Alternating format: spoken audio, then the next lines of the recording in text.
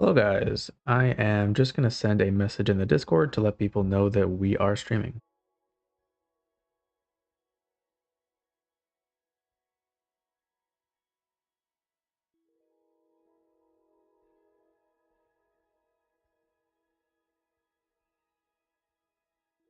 Alright, so the goal for today is going to be terraforming this little mountain range that I built around this area. A while ago, it was kind of bothering me that this was a really flat piece of land between Castle Stonehart and Riegensberg. So what I decided to do is come in here and terraform these mountains to kind of look like some dark basalt. Only issue is we don't have any trees here, so the goal for today is going to be kind of smoothing out the terrain in a couple places and mostly just working at getting our trees in here and maybe things like rocks and boulders. These are my old trees from back when I built Regensburg, so they're a little bit outdated, to be honest, but I'm going to leave them here just because I think it's kind of nice. And unfortunately, we're going to have to remove some of the livestock up here. I just saw a chicken. I don't know where he went. We also have this little bit of mountain to terraform, but I want to start with this bit today because I think that's the more important part. And if we have time, we'll get to this part here where the old inactive volcano is. I think I kind of need to blend this out a little bit.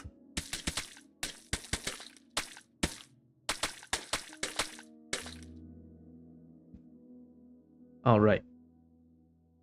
So just give me a moment and I'm going to pull up the chat so I can say hi to everybody who is currently watching. Hello, Random Gamer and Uncle Baya in the chat. Oops, broke a block that I shouldn't have. There we go, just trying to kind of ease the transition here. Like I said, this used to just be kind of whatever. It was like a sort of desert plateau. And if we actually come underground, you can probably find like a sandy cave or something. Whoa, this is weird. Here we go. You can see this is all like weird sandstone stuff. And there's even some cacti buried down there. But anyway, I came in here with Axiom and I did a bunch of terraforming. The goal was to make this look like a basalt kind of fjord, like you'd see in Norway or Eastern Canada or in Scotland and Ireland. At any rate, I have spent the last couple days making a bunch of tree models, and we're probably going to start with making some bigger ones down here around the castle town and around the edges, and then we're going to work our way up to some probably snowy ones at the top. You guys can let me know in the chat, do you think these mountains should be snowy or not? I haven't really decided. I feel like snow might work because we have snow over there, but it might just look better without it, to be honest.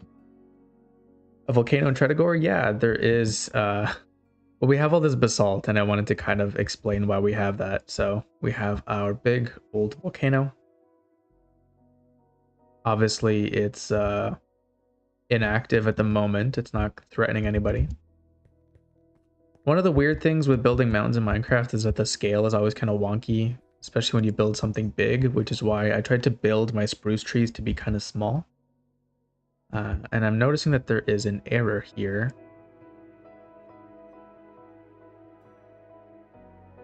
That I want to fix.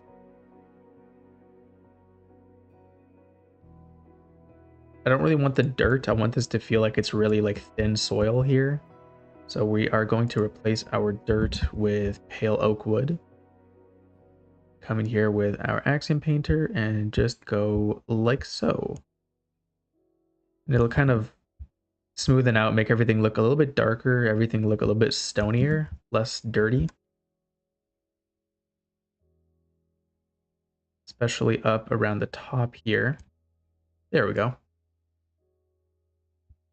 There's another chicken up there.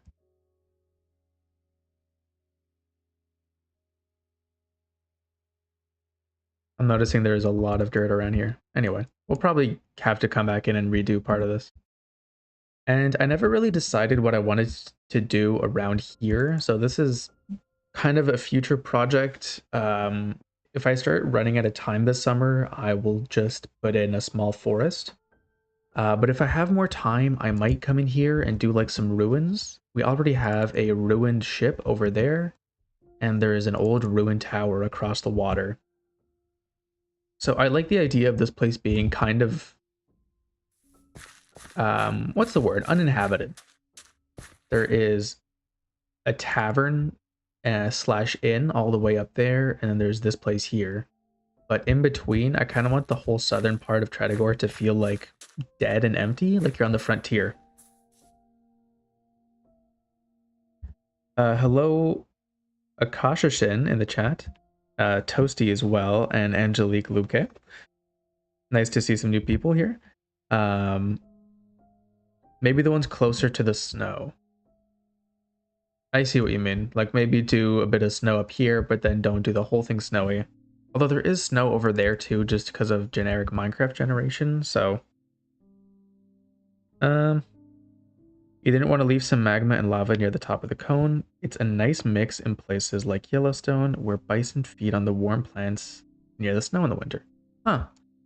That's really cool. I haven't, I don't know much about Yellowstone, but I know one of the really good Minecraft builders, Good Times with Scar, does some similar stuff.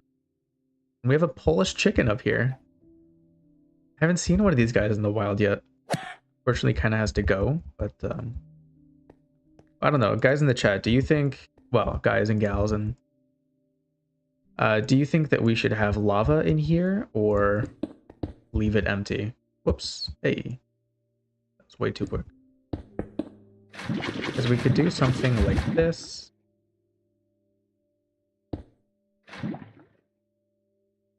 Or we could just leave it empty. Obviously, if we do lava, I'm going to do a little bit of these sort of magma blocks.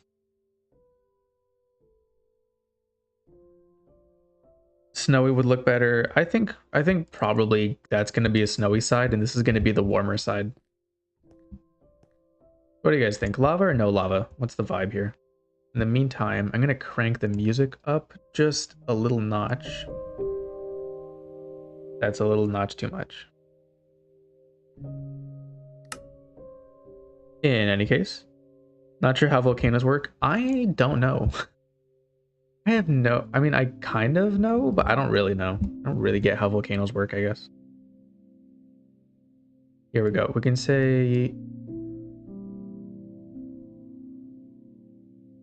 block equals grass, and I don't want the snow to go too low.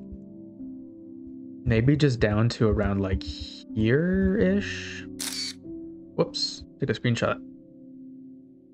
Okay, this is 96. We say y equals above or equal to 96. Block equals grass, and we can replace this with... What we could do is a kind of like a dirty snow look. We could go like snow, powdered snow.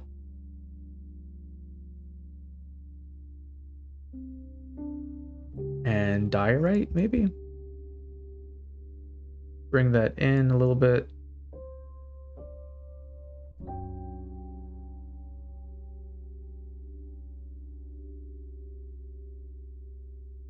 Oops. Here we go.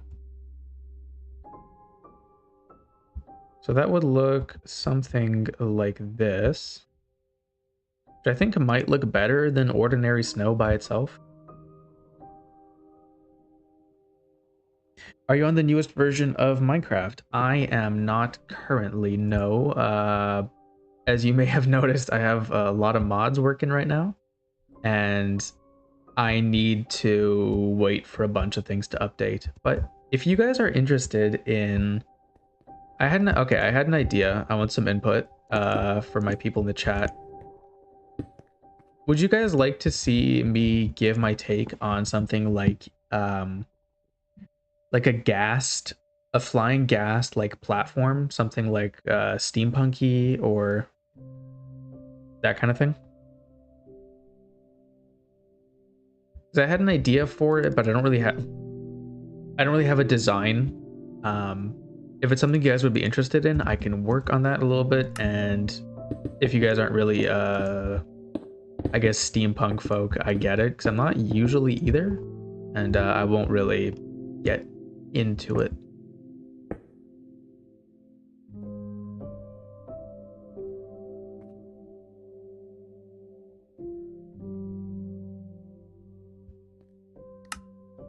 I kind of feel like this is too high.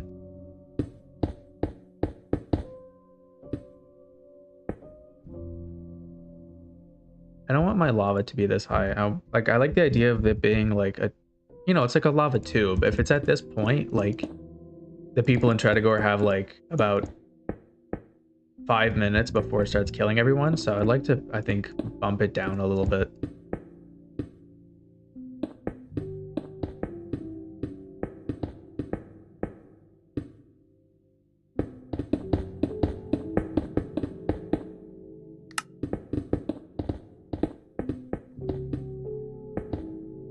Something more like so. Then we could do lava like at this level or probably lower.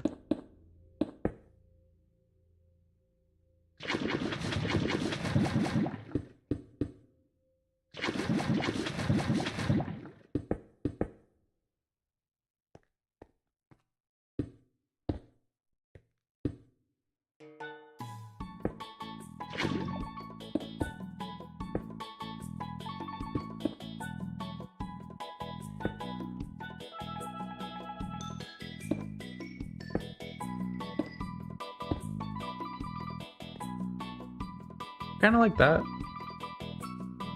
Axiom is already updated. I know, but I have a bunch of mods and some of them won't update for a while. I'm actually still waiting on... Okay, if you guys have seen YouTube videos where people have like those nice kind of glassy looking Minecraft clouds, I had that and then I kind of lost that because it relies on a mod called Yet Another Config Library. And Yet Another Config Library still has not updated to 1.21.5. So unfortunately, that is a no for me at the moment. And basically similarly, I just can't, I don't have the ability to update all my mods right now. So when we get to it, we will get to it. But there aren't a lot of new blocks in the upcoming update, and mostly what I update for is new blocks, so I'm not that worried about it. Like, yeah, I'd like to hear the new soundtrack, but I have it on my phone anyway, and that's not like the end of the world for me. I'm not sure about this diorite. It looks a bit busy to me.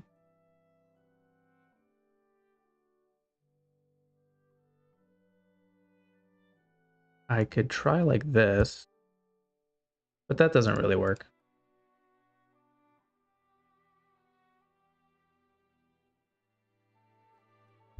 And I think the packed ice is too bright. I need like a kind of in-between block. I need some more bluey color blocks.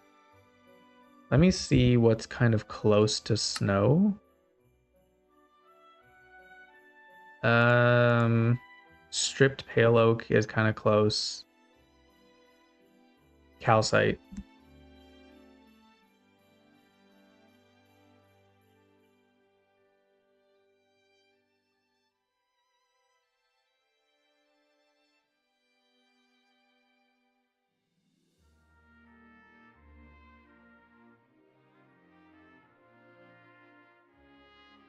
I think that makes 100. So this is what some calcite peaks would look like.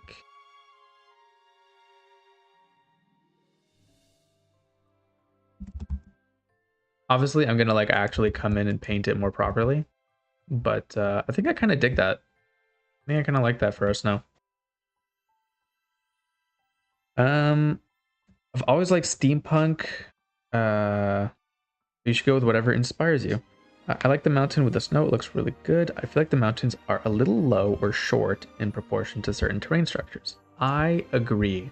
I just can't really make them bigger without making them steeper, and I don't really want them to be super steep. I want them to still be mountains, not cliffs, if that makes sense. But I do fundamentally agree that these are a little bit small in scale, and in the future, I think my terraforming is going to get bigger and bigger, to be honest. I don't really see an end in the near future. Are you going to add the suggestions of remains of pyroplastic flow down one side?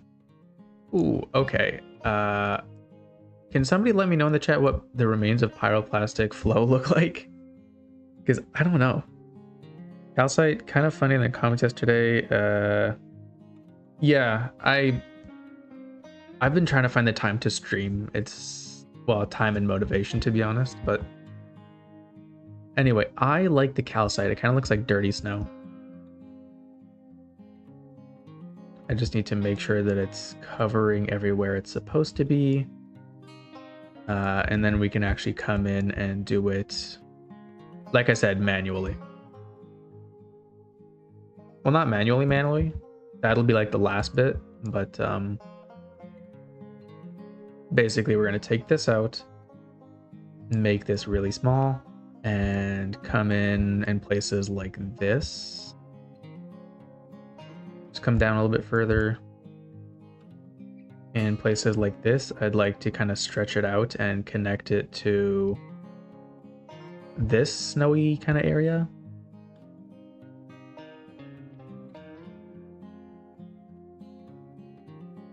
And we're gonna do like layers of like actual snow layer stuff.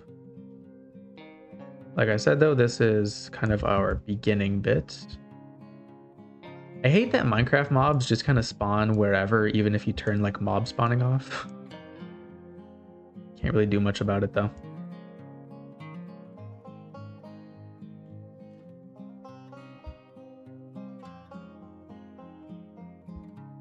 There we go. Gonna come into here and probably leave that looking something like that. Coming back in and around. Gonna dust off the tops of these hills here. I appreciate Axiom because like in normal Minecraft, what I would have done is just put like snow layers on top of everything and left it looking kind of like dirty looking. I know Axiom isn't a replacement for doing like hand texturing, but I don't really enjoy hand texturing. I do it because I have to. So having something that does it kind of for me is really a lot more fun and pleasant and allows me to do things like this. Because I never would have come in here and done like calcite texturing, to be honest. Like I said, it would have just been snow.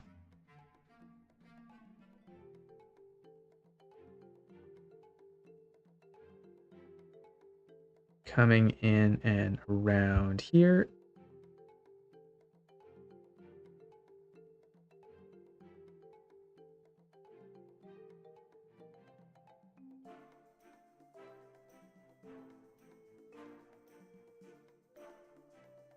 Just like so. A desaturated brown color, sort of ashy, like Mount St. Helens. Lumpy tubey rock. Okay, I think we can work with that. Do you guys think dripstone would look? Because I'm hearing ashy and I'm hearing kind of desaturated brown color. To me, that kind of calls to mind dripstone. Other kind of ashy things, we could add coal. Not like coal blocks, but what I mean is deep slate coal ore has that kind of like dirty, dark gray look.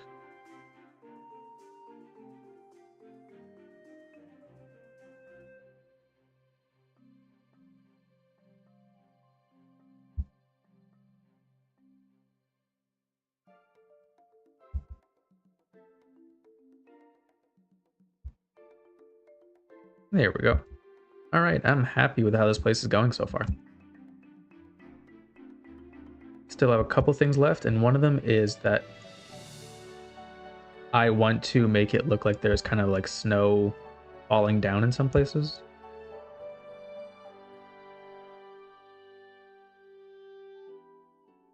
So in a couple places, I'm just going to cover up the rock. Give us some nice pure white terrain to work with. There we go. And places like this, I'd like to come in, kind of cover up a bit more of it. Maybe around here too. Like so. Yeah, that sounds good. How long do you think you're gonna go for today? Usually I start at 3 so that I can kind of be done around like 5:36. Like supper time for me is like a good natural stopping point. So if the stream continues to do like goes well, we're gonna go until probably 5:45.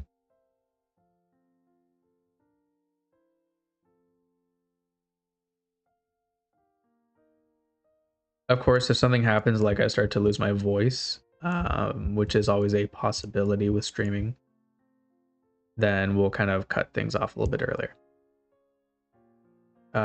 In my video that I did on display entities, you can kind of tell like it's really, really bad audio because I was totally losing my voice and it was just not a good time for me, like recording wise. And it was actually really bad editing because it is extremely choppy audio when you're losing your voice and you have to re-record a lot of stuff and it just turns into like a whole mess.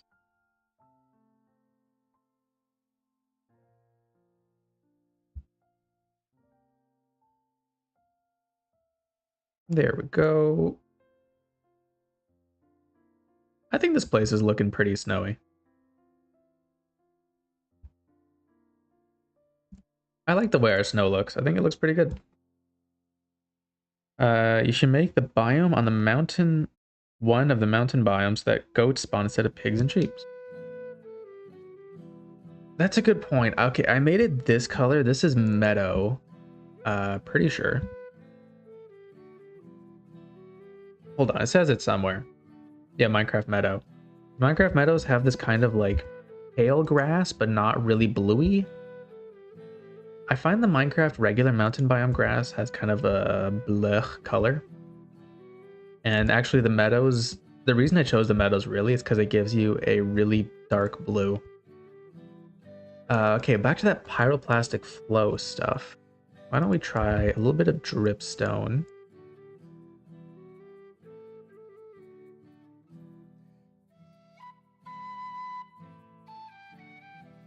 And we could try kind of maybe trickling it down this side here. This is a pretty nice slope. It'll almost look like a little river.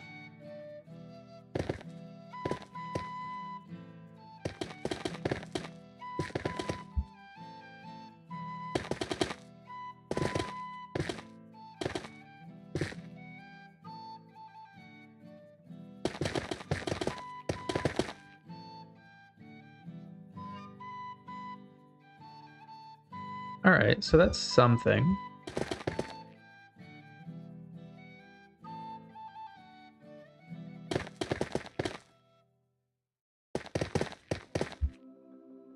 What we could do is kind of cover that up with a bit of foliage. This is going to be lightly forested, I think. So it's not going to look quite like this. It's probably going to be hidden a little bit by trees. The other thing we could do is make it partly not pure dripstone. We could try to bring in something like deep slate. Maybe light gray terracotta.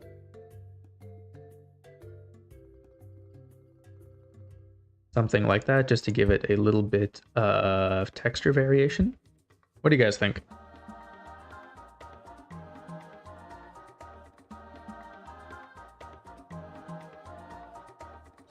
It might be a bit tedious, but you could add some glow lichen on the mountains.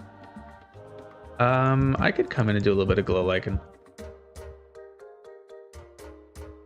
I think if it's this, by the way, mobs aren't going to spawn. I think the reason that they are spawning to begin with is because there's grass. I don't think mobs can spawn on anything other than grass, like passive mobs. Apologies to my animal lovers in the chat. Oh, I think oh, because that's powdered snow. Yeah. Some kind of, I think a chicken just suffocated. RIP. Sounds good to me, Purdy. All right. I think it's probably time to get in some trees, I think. We might benefit from a couple of boulders. I've never really made boulders. I don't think I entirely understand how boulders work either.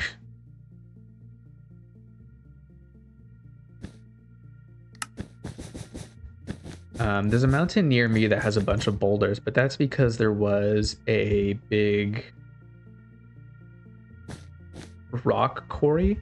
Like they were physically mining out part of the mountain. So like, yeah, there were boulders because like they were blowing stuff up with dynamite. I don't really know how boulders form like most of the time. I know they can be left over from glaciers. I've seen like boulder fields where it's just like a bunch of tiny ones because they're like all old glaciers and stuff, but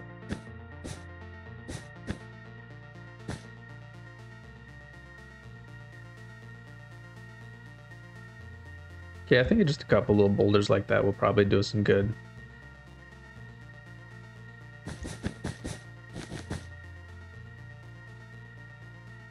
Something like that.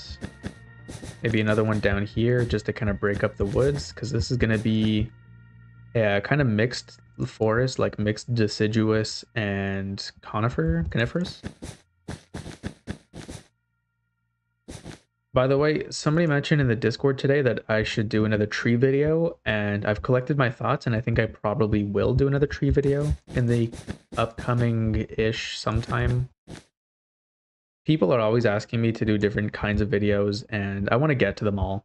I don't have the ability to get to them all, like, necessarily, but I always want to try and do those things. Okay, the reason we're using pink wool is because I don't want to texture these.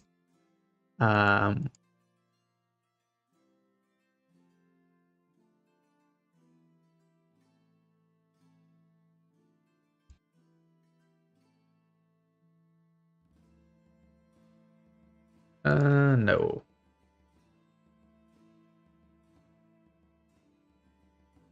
Yeah, there we go.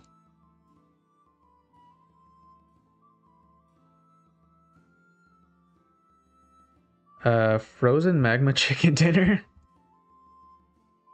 What was that, pink sheep? Yes, pink sheep. This is a meadow biome, so I think... Yeah, in 1.21.5, they made it more likely for pink sheep to spawn in meadows. Consult with that nice guy for more boulder data. Maybe it will. I don't know. I've been told that I should do collaborations. I've never done it. I'm not against it. It just hasn't come up for me so far. But there are definitely some really cool people that I'd like to collaborate with. I think the guy whose channel name is like Silly Goose, who does like interviews with Minecraft YouTubers, that guy could be cool to have a chat with.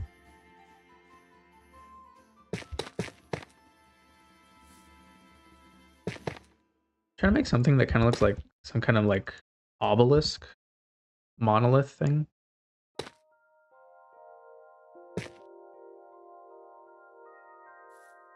Like there's some kind of like big old stone that's just been here for like ever.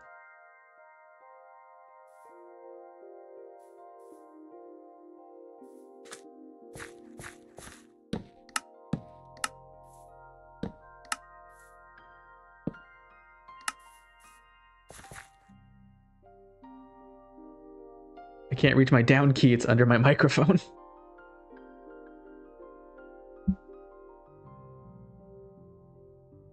I play... Oh my god. Hold on, I have to change my language settings. My laptop keeps trying to give me French keyboard. And I don't want the French keyboard because then I can't make arrows. Okay, Riegensberg. And that's not ideal. That's also not ideal. That's Axiom mod shenanigans. Okay, Castle Stonehart. I always like having signs around my world because I want you guys to come and visit, you know, when the world's done, so. How much wider do you think you're gonna expand this world? I have no idea.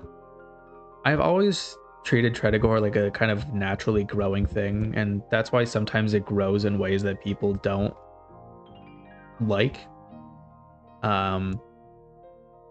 Like, for instance, the last build that I showed off in this world properly was the new castle next to Sarneville. And that place has like an 1800s style gym. And then you have places like this that are kind of like high medieval fantasy. That's just, you know, the way the cookie crumbles sometimes. So I don't really have a plan for... I have areas that I'd like to build in. So like I said, one of them is over there. One of them is over there between... One of them is like way over there north, basically where Castle Leslie is. There's like some space around there. And then there is some space over that way, between Sarneville and New Gedham. There's just kind of like a bunch of empty woodlands. And there's no road to New Gedham. And I kind of like the idea of there being roads throughout my world. So I might come in there and kind of expand. But I don't have like ideas for this place has to be this or this place has to be that.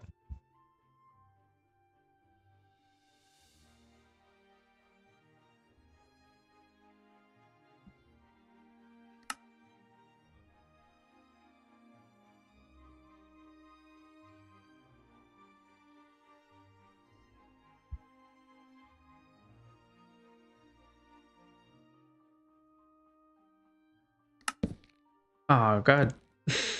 Okay.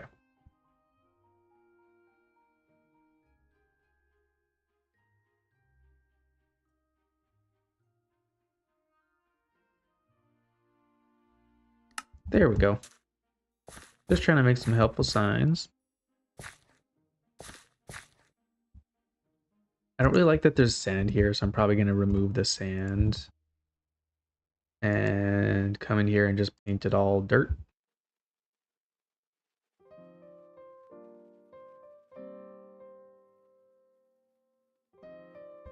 There we go. That kind of works better for me.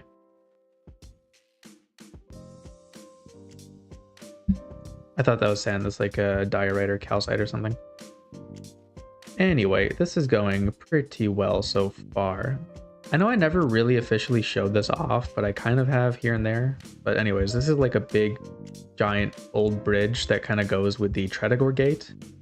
Trying to add some big monumental sort of things to the province. Going all the way to the world border. No. Why was your keyboard French? My laptop keeps trying to switch it to be French. And I don't know why. It's okay, when you buy a keyboard, it usually comes with like a couple different like language options. At least where I live, like you can get different ones. And for whatever reason, my keyboard has decided that the thing it wants to be every single day when I reset it is French. I don't write in French. I haven't written in French in a very long time. I have no good explanation.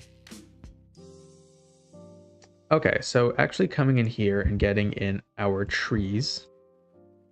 I spent, like I said, the last couple days making a bunch of new trees. So I have my old trees. what I've been making are a bunch of new spruce trees. So I had built a bunch of these a while ago. I tried to build some black spruces a while ago, and I really wasn't happy with how they turned out. But what I've done now is made some jack pines and balsam firs. And I even made some snowy variants. So I feel like I'd like to go from like big to small, kind of. I know around here I'd like trees, and the snowy area should have fewer. I'm only really gonna put big trees near the bottom. Even this is too much. These are gonna be shared assets, by the way. They're not built specifically for this place.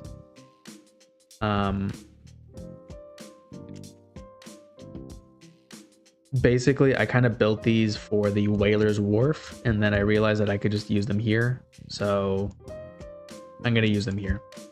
This is about the highest kind of tree I want to do around this area. Like I said, I don't want to detract too much from the mountains.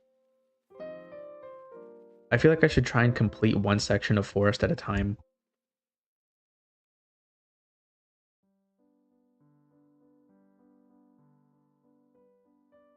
So you can see that these trees are really tall and slender.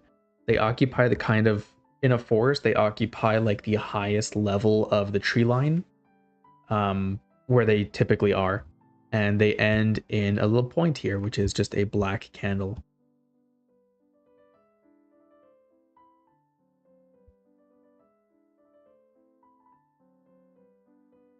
I'd like to put some not too close to the path because I still want this area to feel kind of like a windswept plateau. I don't want to completely kill the vibe. And what we're going to do is in between these trees and leading up to the mountains, we're going to use more of the smaller balsam firs. So those are more like Christmas trees. I mean, in Canada, they are kind of Christmas trees, a lot of them, but Leslie from Angel, Leslie is a name that's been passed down in my family for a while. Like nobody in the past few generations has been called Leslie, but like people's like middle names are Leslie, so I wanted to kind of put a bit of myself into the world, basically. But I know it has like an actual meaning. All names do, but that is why I chose it, is so that it could be kind of a piece of me in the world. There we go. So we are slowly building out the tree line. And you basically just spam this about 100,000 times. One thing you can do with Axiom, which is really useful, is stamps. Stamping is just doing this really quickly. It can work and it can look really nice from a distance. You don't want to stamp like right where people are walking because it tends to look wonky.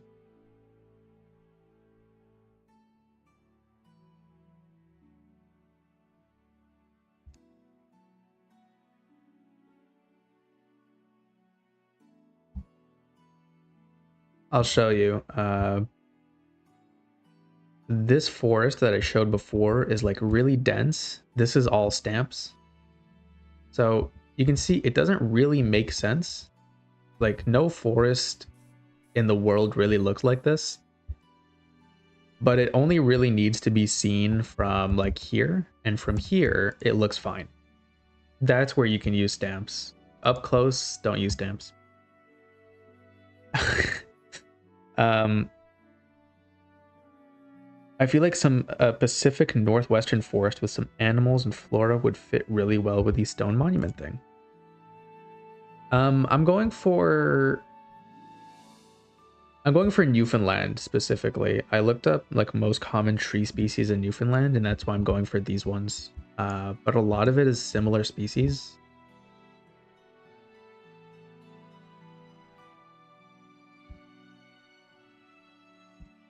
And we're going to kind of extend this over to like there-ish.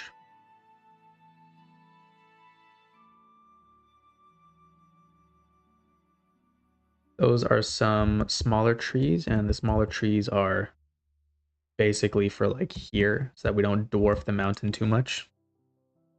Obviously, putting any trees is going to make the mountains look smaller. I recognize that, but having no trees just looks kind of silly. Not all mountains have trees, but like all the nice ones do. I don't know. So yeah, I do want trees. I don't want to completely get rid of my trees. I kind of forgot about snow, to be honest. I kind of forgot that we were going to do snow. But I'll do snow after I do this. I'll do snow after I do the trees. Specifically because I don't really want a ton of snow piled up under the trees. I want it around the trees.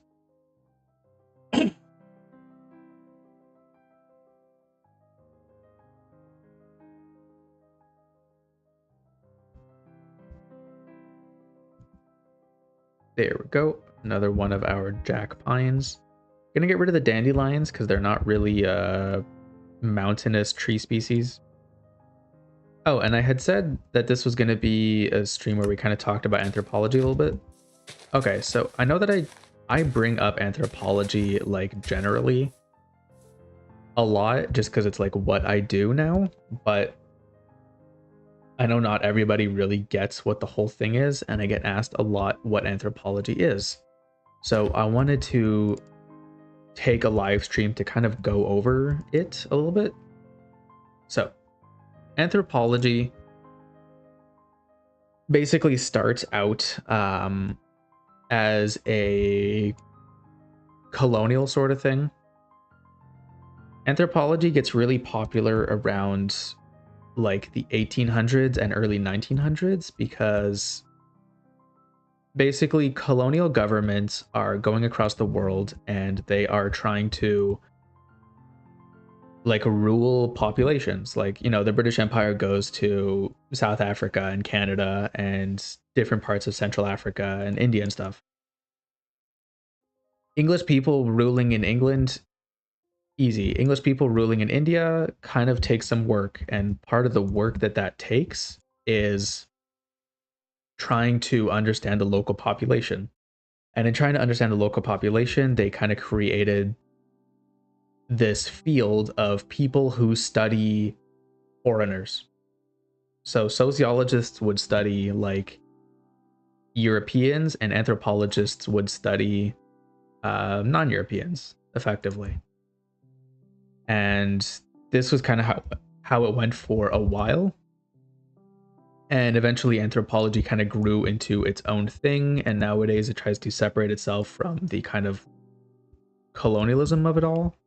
And that's why a lot of anthropology today is about dealing with colonialism and understanding it and recognizing like anthropology's own part in it and trying to kind of course correct, if that makes sense. So that's kind of where anthropology starts. Anthropology as it is today is a lot of different things. Mostly what we do at the university that I study in is cultural anthropology or decolonial anthropology, which just means we're focused on like the human culture of it all. There are also linguistic anthropologists. So there are people who study like the culture of language and the way that language reflects culture and the way that language is a kind of political institution and all that stuff. There are biological anthropologists. So those are people who look at human remains and they study evolution. There are applied anthropologists. So applied anthropology is basically activism. It's anthropology that is like specifically done to achieve political goals. And all this comes together to form anthropology, which is the kind of the study of human difference. I'm going to read the chat for a little bit. So Random Gamer says, speaking of the world, I've been wanting to ask this. Is that world going to be connected to Tretogor lore-wise? I am still not sure, honestly. Snowy trees, pretty. Yeah, we're going to do snowy trees across it. I'm not going to do cornflowers because cornflowers tend to grow in fields. What I am going to do are azure bluets, poppies, peonies, and lilacs, because those are all mountainous flowers or flowers that don't mind being around mountains, basically. So I mentioned earlier trying to basically one of the things I'm trying to do with my trees now is group them in like kind of biomes. So balsam firs often kind of live in the same place as like these jack pines. It's just that the pines tend to grow really tall, and then these kind of operate a lower level of the forest. So that's what we are doing here. And you can see this is kind of tedious work. This is why I'm doing this on a stream and not by myself. Because if I was doing it by myself, it gets pretty boring. Obviously, this is still like a bajillion times faster than building every tree like a million times. I just had to build these once and then I can place them a million times. But still, it gets very tedious.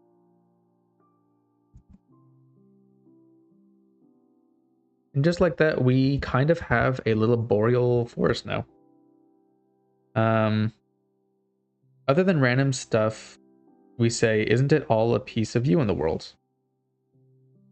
Yeah, it is, but there are some things that are more like, oh, I'm gonna like me building the Notre Dame Cathedral in Paris isn't like is a piece of me because like I guess I went there and I saw it and that was a cool experience for me, but you know, most people look at that and it's just a cool cathedral, but a place like Castle Leslie is something that is like more explicitly like I'm putting a piece of me in it.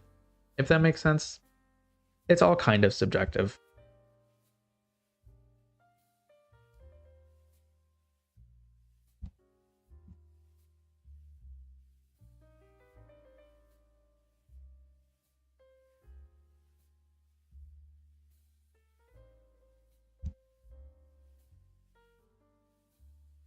There we go.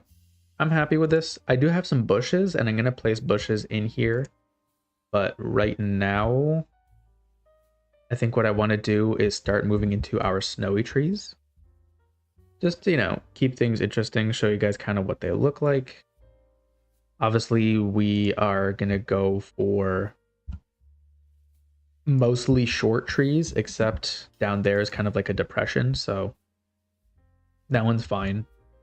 I'm using pale oak leaves to look like my snowy leaves because for some reason Java Edition never got snowy leaves.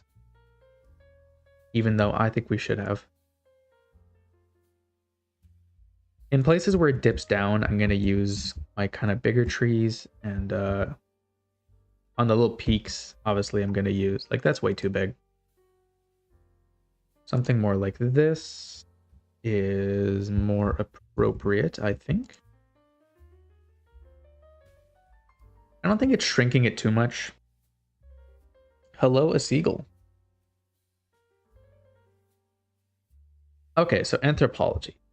A lot of what we do today, like day to day, at least in school, is discussing either A, different cultures. So you might take a class on like different cultures in sub-Saharan Africa, or cultures in the Middle East, or cultures in the Pacific, or you might take specific kind of topics in anthropology or methods. So I've taken visual anthropology courses. Visual anthropology is all about the use of things like photography and film and movies in making anthropological research, basically. One of the big lessons of visual anthropology is that photos and movies are not a neutral medium. What the person decides to capture or not capture is gonna really shape what you're looking at. So you guys probably have heard by now, like, oh, you can make statistics say whatever you want. Well, you can also make photos say whatever you want. If I go to a place in the world, like say I went to British Columbia. British Columbia is a part of Canada where there are a lot of rich people and a lot of rich like corporations and stuff, and there are a lot of poor people and a lot of people who are like addicted to substances and living paycheck to paycheck. Now, if I spend 3 weeks in BC taking pictures of homeless people on East Hastings, and then I put it into a big compilation called British Columbia Trip, and I post it online, that's going to inform basically your view of British Columbia just as much as if I went and I only took pictures of like skyscrapers and like zip lining and stuff like that. The things that we take pictures of and the things we include in pictures are really political, but also who gets to take the picture, especially when we're talking like anthropology. I mentioned anthropology kind of starts as like a really colonial thing. So when you go to a place and you start taking pictures of local people, like, is that cool? What kind of power relations are in that? On the other hand, if you give people cameras and you say, I think the local people should photograph themselves and I want them to kind of tell me what's important. I want them to choose their own like photographic subjects. If you're still the one who does the photo like collection at the end of the day, you're not really erasing like the power imbalance, because you're still shaping the way people see things, which isn't evil. It's just not neutral. It's a specific thing that happens and something you got to be aware of. Again, we can kind of talk about this in relation to any kind of research. How are people chosen? For instance, a lot of people talk about the negative sides of stuff like animal research. And while animal research is bad, kind of consider who gets picked for human research. Who has, if the research is being paid for, who's paying for it, but also like who writes the results, what kind of incentives do they have? When you're trying to publish anything, whether it's anthropology or otherwise, publishing is like a very not neutral process. Publishing is something where you have to negotiate a lot of that stuff with the people who are funding you and with the review boards and everything. There is no like neutral research the way that people want there to be. This isn't a big political thing, but this is kind of my explanation of how anthropology is seeing things. Like, there's the type of anthropology that gets published today is not the kind of anthropology that was getting published 10 years ago. And it's not the kind of thing that's going to be published 20 years from now. These kinds of things are always shifting and changing along with whatever else in the world is shifting and changing. When you see like movie genres go in and out of fashion, like the way that we don't really do Westerns anymore, that kind of shift, that kind of cultural shift happens in the sciences as well. What kind of funding do people get?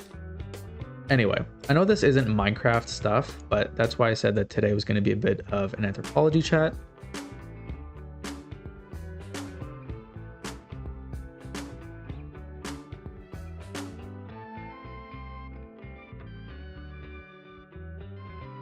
I bet the leaves would look much better if you were using a texture pack that brings the bedrock parity. I agree. I think snowy leaves should have been in Java for a while, and how much do people know about the indigenous people of British Columbia? I think they're pretty interesting. Their food was abundant without agriculture. Yeah, I've been to BC once in my life. BC is really fascinating. I mean, indigenous people in Canada not Canada. Indigenous people basically all over the Americas had really big kind of trade networks that went most of the way from South America up into like the northernmost bits of Canada. That doesn't mean like people were traveling from like Peru to Toronto. It just means that if you trade somebody something in Peru, 30 years from now, somebody in Toronto might get their hands on it, or they might get their hands on something that was traded for something similar. I think there's a ton of really cool indigenous history in Canada and the US and most of the world. Even though we don't really think of Europe as having like indigenous people, Europe has a lot of indigenous peoples.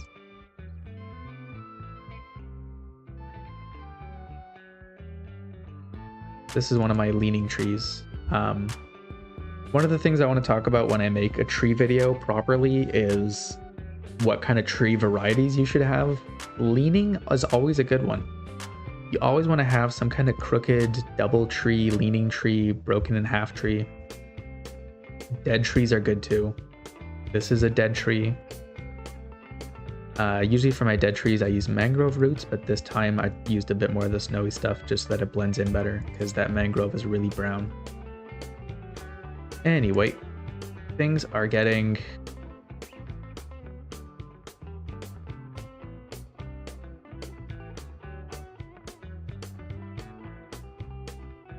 there we go.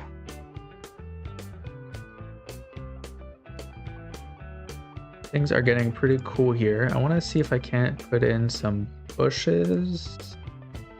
Maybe down around this lower parts.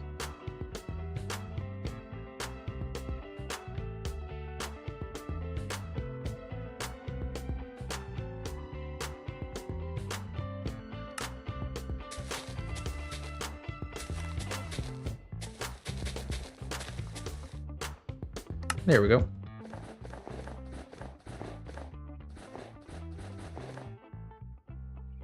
Just something like that, kind of bring that in. I know that there are like, you know, not all the time when you see like snow on the ground, you'll see snow in the trees, but this is my snowy area. So I want it to be pretty snowy.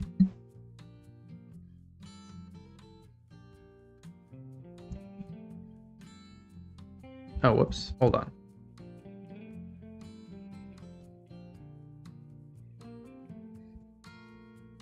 Whoops.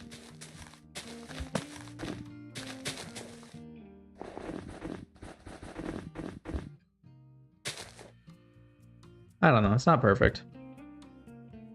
I'm not really basing this specifically off of any place in real life. The foliage is mostly based off of Newfoundland, Canada, but it's a little bit of a mishmash of things at the moment.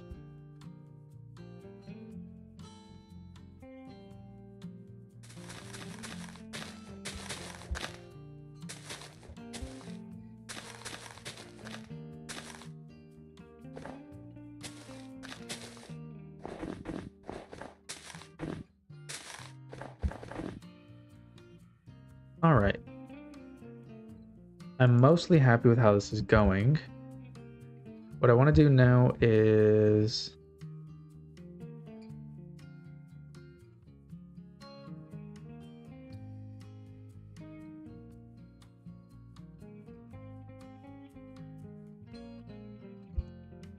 get in some more snow, basically.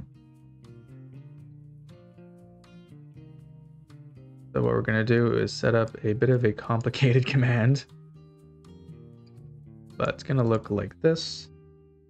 And we're just going to say that wherever we are standing on top of calcite or snow or powdered snow, we want to add in... I need a simpler one. Okay, that's not a simpler one.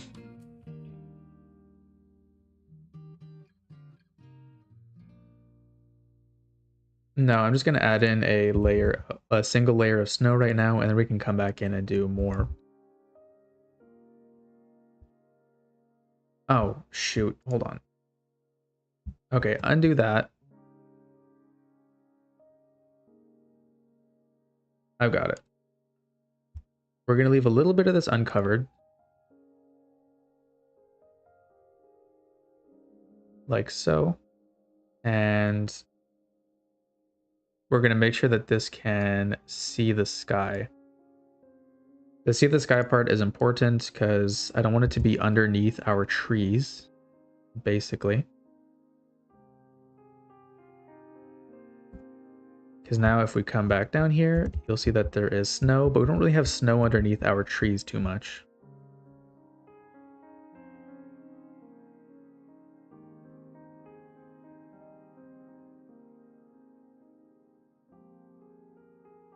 There we go.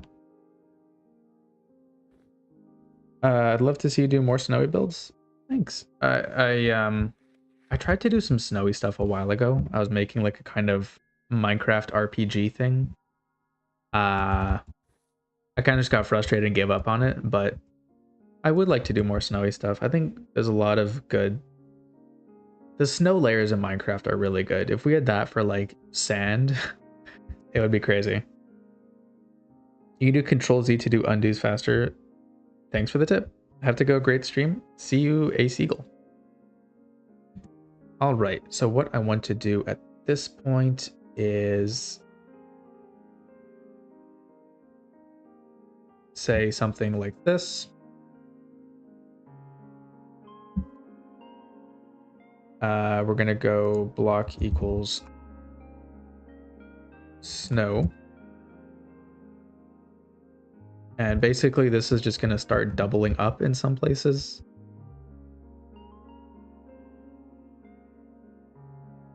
Then we can say snow layers equal 2. And we can go all the way to 3 layers. And the point of this is just to really reinforce the fact that I want this to be like really snowy, but not super snowy under the trees. Under the trees should remain relatively clear of snowdrifts. And I'm mostly happy with this place. I feel like it still needs something though. Definitely a little bit of foliage.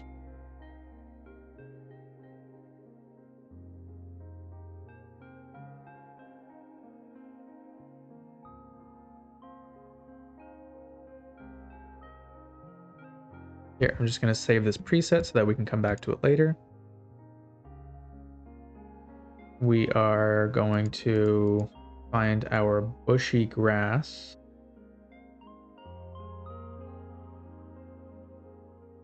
And we're going to replace our azaleas with ferns. Coming here with like 1%.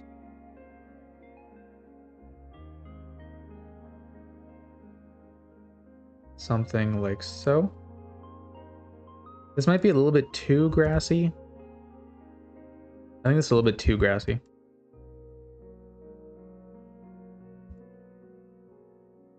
Okay, 20%. Bring that up. Maybe even 15.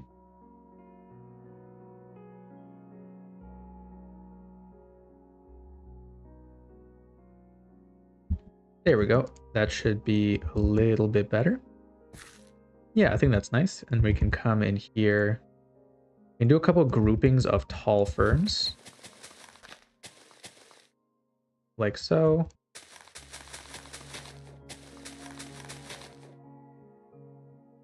Right now I have kind of, I have like my ticks, not frozen, but I have my like, what's it called? My updates frozen. Basically because these trees are all debugged and I don't want to break them all.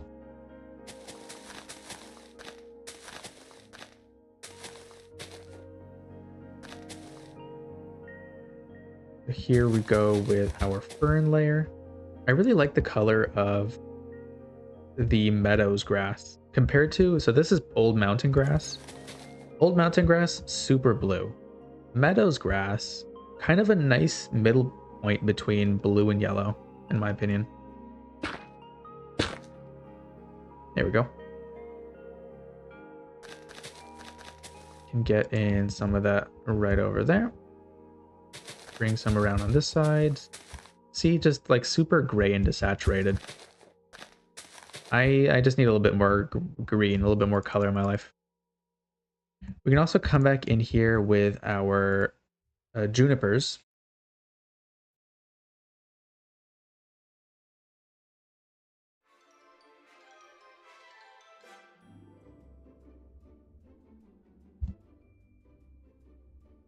Like so. And in this case, what I want to do is say keep existing. Oh, there are some ferns there.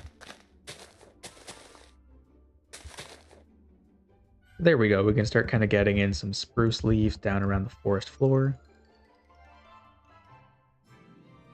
I try to order these in my inventory in basically big to small, so that I don't have to like struggle to find out what they're supposed to be.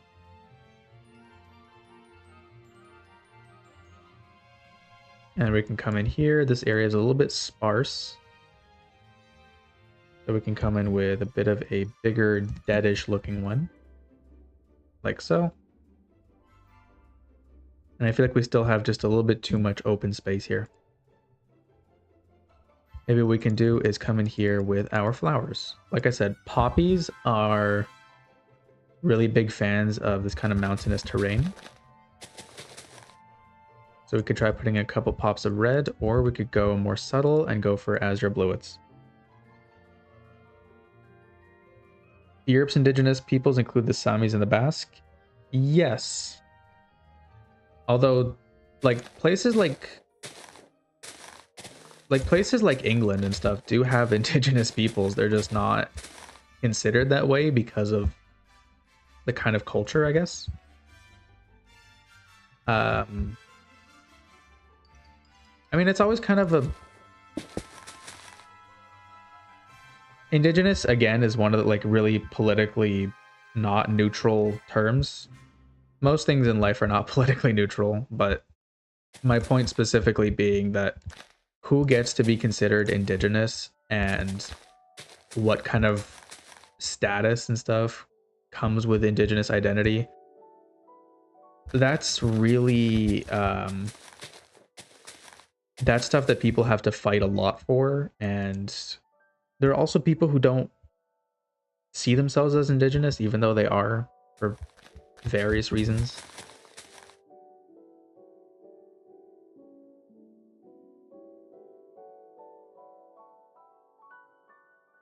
I feel like I kind of want to put like some sort of fence over here so that people don't like fall into the ocean if their cart kind of breaks.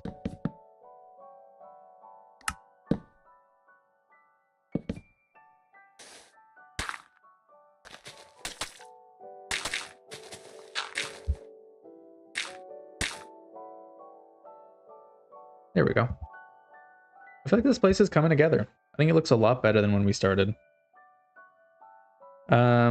I'm sorry, I don't think I heard your answer when I asked how long you'd be going.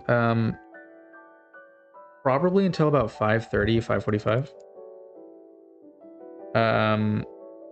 Yeah, the Celts are indigenous, but even then, like, Irish history recounts multiple layers of people. What's the word? Immigrating. Like, there are, which is, I mean, there's a lot of stuff wrapped into that, but one way you can read it is, there's a lot of variety in indigenous groups, and there's no place on Earth where you can just give an acknowledgement like, oh, and this place, these people are indigenous, and that is somehow gonna like not solve everything. I'm trying to find my words properly. A lot of what we do in Canada are land acknowledgements, which are an indigenous tradition, and they are really important, but a lot of times they're really simplistic.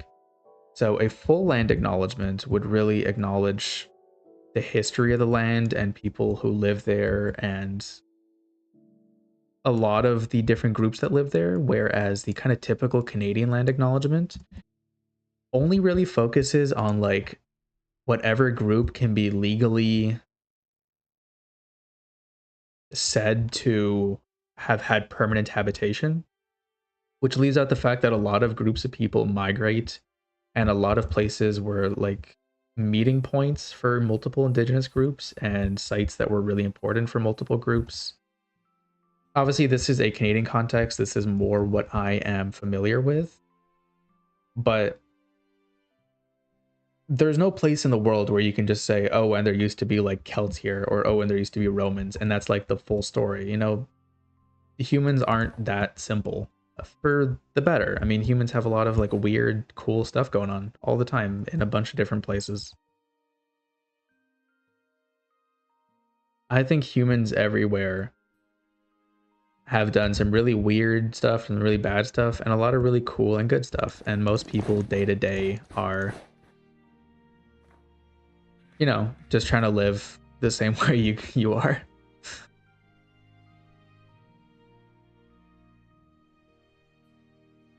I'm happy with how this part of the mountain has turned out. We do have to transition it down into here, and I never really figured out what I wanted to do with this path. We could lead it through this kind of mountain breach. Not breach, what's the word? This little kind of like mountain valley-ish thing. We could lead it down and around, but that's like really annoying.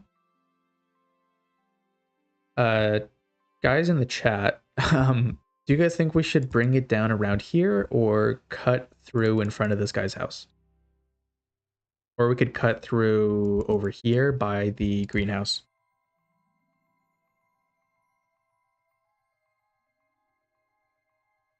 I think the most interesting thing about European anthropology is the Paleo-Europeans who were invaded by the Indo-Europeans. Yeah, that's like, I mean, that's one of the things like I found really interesting about learning. I took a class on ancient Greece just like for fun, and learning that like there's so many just different layers of immigration, and even like the people who we consider the ancient Greeks, like the Dorians. The Dorians are basically people from like Sparta and the areas around there. Like those guys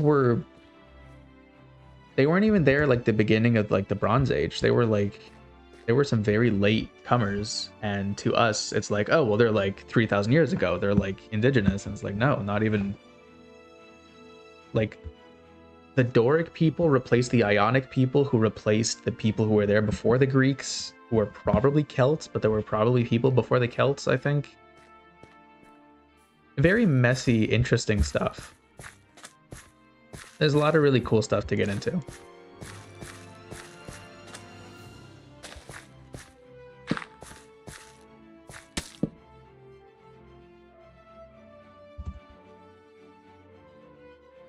Cut what? Oh, okay, guys. So, do you think that this path here that goes through the mountains, do you think that it should A, link up around this part here, and that I should kind of cut a little bit into the cliff maybe? Like just kind of bring it down through here? Or do you think that we should stretch it all the way through this bit and then come down near the gate?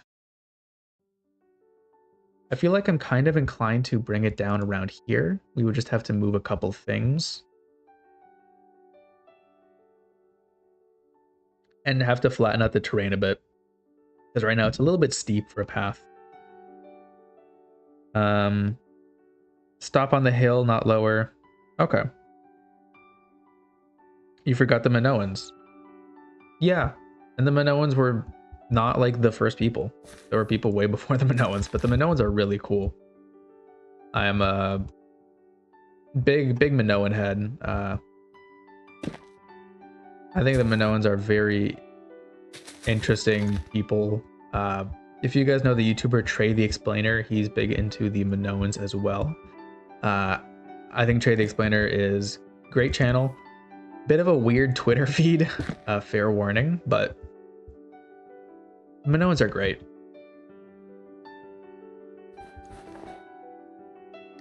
Can't really put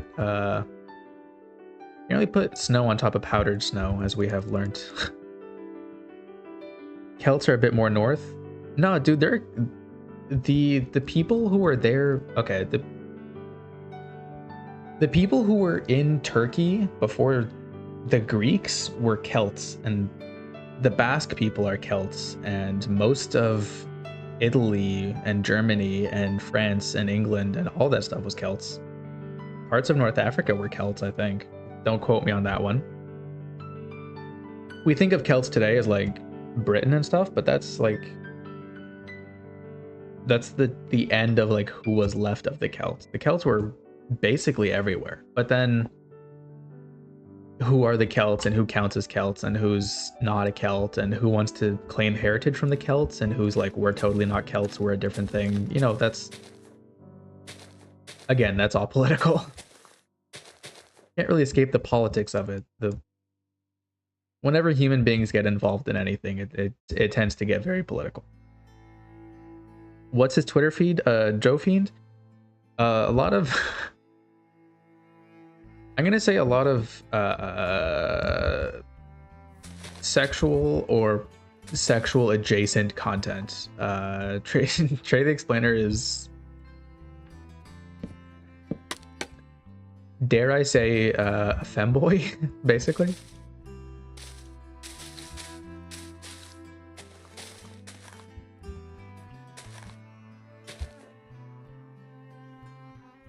Which is fine and well. The only the only caveat I would say is don't open Trey the Explainer's Twitter feed in public.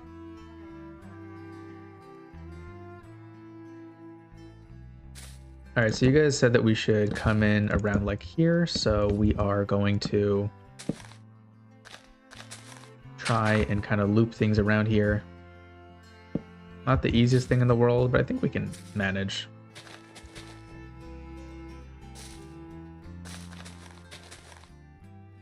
Something like so. We could kind of extend this around here and then bring it up, up, up again. Something like that. Again, this is just supposed to be like a mountain path. This isn't like the main road into the city. This isn't even like the second or third road into the city. So I'm not like too stressed about it being kind of wonky. What we can do now, tool mask, block equals grass. Actually, I'm gonna save this. This is gonna be ferny grass. You can see I have like way too many of these right now. I gotta start like deleting some of these.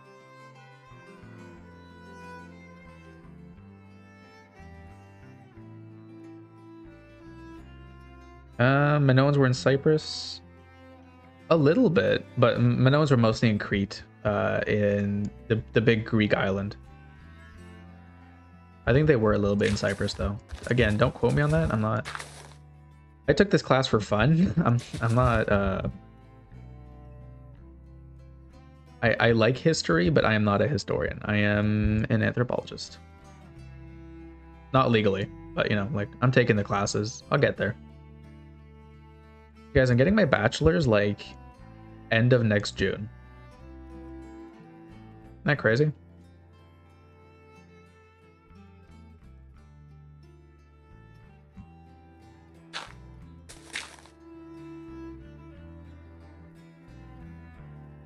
Actually, the craziest thing is that I started this YouTube channel in like November of 2 years ago, and frankly, I have no idea how I had this much free time. November is like finals. I don't know what I was doing with my November that I was able to have this kind of hobby. There we go. So we can kind of cut around like so. Back through around here.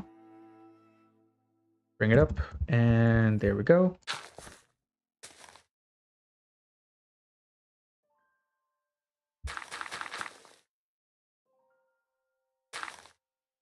There we go. The path is a little bit straight, but we now have a little road that connects Riegensberg to Castle Stonehart, which is cool.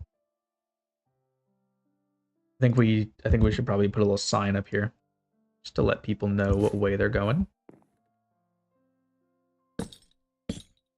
Okay, not ideal. I feel like maybe if I drop that down, that'll be better. Obviously, it's still like a pretty short signpost, but here we go. Castle, whoops, hey, no.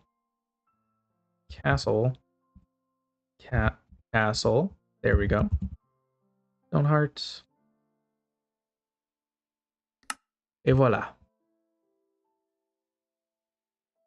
The Celts were more likely invaded by the Germanics in Eastern Europe and then across Central Europe until finally being pushed out by the Franks. Yeah, crazy stuff. What does this have to do with the Celtics? What?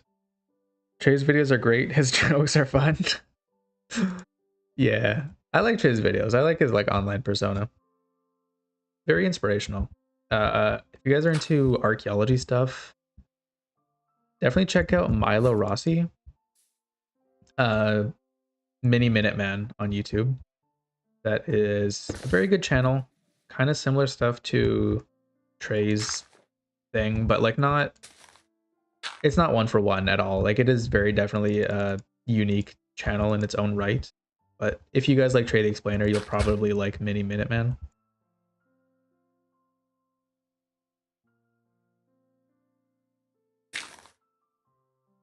This is supposed to be a mountain path. We're getting to... This is supposed to be mountain path. We're getting into like path mountain, you know? This isn't what I want for this place. I feel like we could use like a weird old tree here.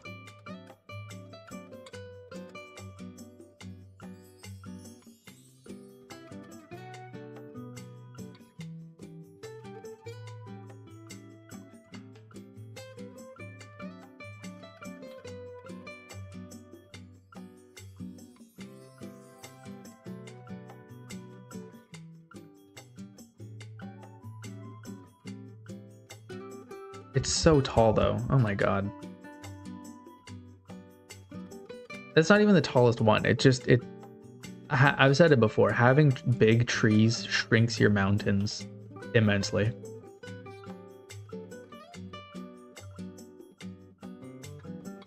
One of these is leaning, but I can't tell which one. I think it's 4.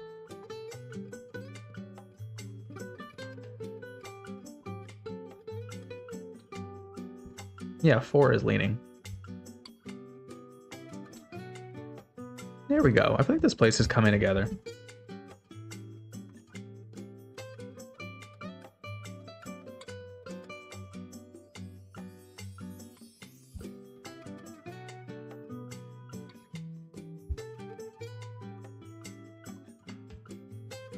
Go like that. I like the idea of this having like sparse trees. Like I said, this bit here is kind of like windswept, so I don't want trees on that bit. But like this area here should be kind of tree-ish. Like a little bit, you know? Just for the visual interest. If there's no trees, it's just going to be boring as all hell to look at. There we go. 1 or 2 along here and there.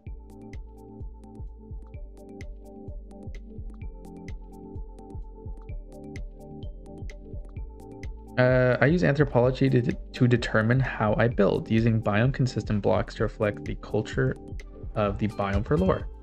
That's a really good way to go about it. I've definitely moved into like blocks equal texture plus color, but I think trying to go for like blocks equal like biome specific stuff is a really cool way to go about it. I find mostly when I think about anthropology for my Minecraft builds, I'm thinking about like the culture of a place in terms of, I guess, represented material, if that makes sense. So like this stuff is a mix of like, okay, it's mud, actual basalt, pale oak wood, and then like tuff.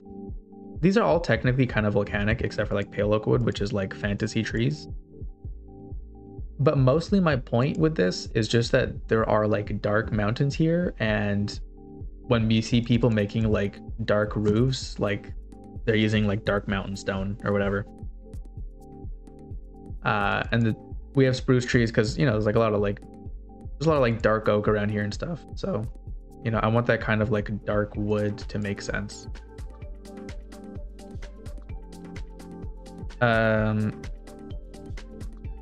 Don't reduce your toolkit. How else could you spend hours in detailing? I already spend hours.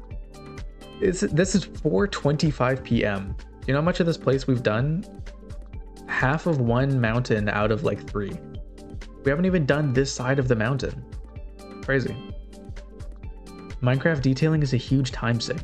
And I built these already. I spent hours building this. I don't want to say shit, but I spent hours building this shit yesterday. And I don't regret the time, but I'm glad I don't have to like actually spend it again, you know. I don't do enough streams in my mountains. I feel like I need to be like a mountain stream maxing. Whoa.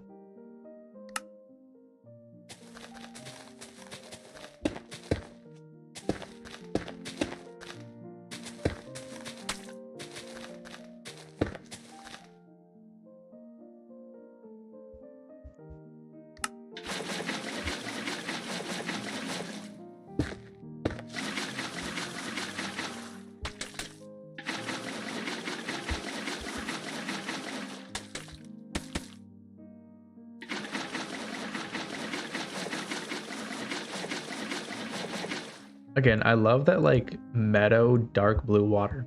I think it looks great. A stream coming down here would look really nice, but I have like already established stuff going on. I think just a little stream in there is okay.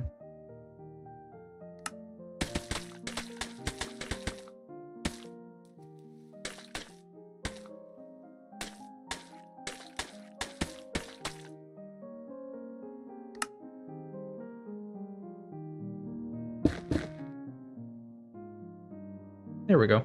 Not bad.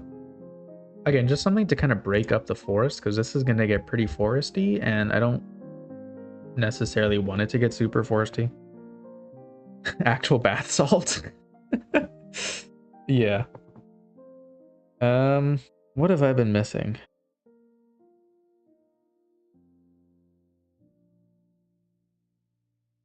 Good lord, I'm way behind on the chat. What is happening? I want to be an anthropologist too. I hope it works out for you, Luz. Congratulations on your impending graduation. Thank you. Well, we'll get there. Problem with anthropology is lack of profit.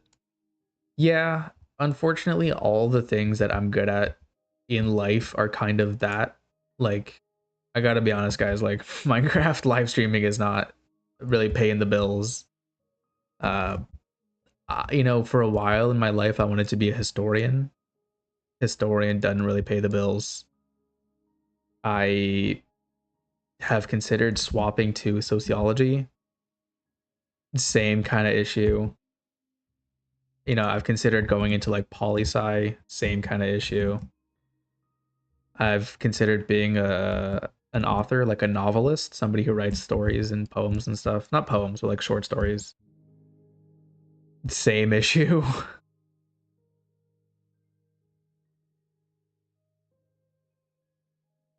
Actually, what I should be doing in here is sprinkling in a lot of my big pine trees. Maybe not that one. That one's a bit big. That one is admittedly a bit big. But like these guys are fine.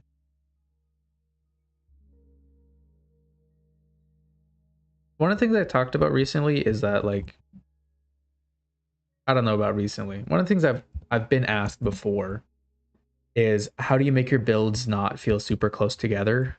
And one of them is like just block the builds. So that's kind of why we're doing mountains right now. You know, sometimes you just gotta block the build, you know? And the trees help with that because the trees block the mountains block the builds. It just kind of goes, it just works. I only found out you existed when you showed off your under siege medieval village. So you could have been between 13 and 31 and still in prison for all I know. Well, I'm glad I'm still getting these subscribers. And Random Gamer, yes, this stuff is going to be, like I've said, accessible probably sometime around like my goal end of July, beginning of August. That's what I'm aiming for. Now, you can't always get what you want, but end of July, beginning of August, I think would be a really nice time to drop my big Tretogor update.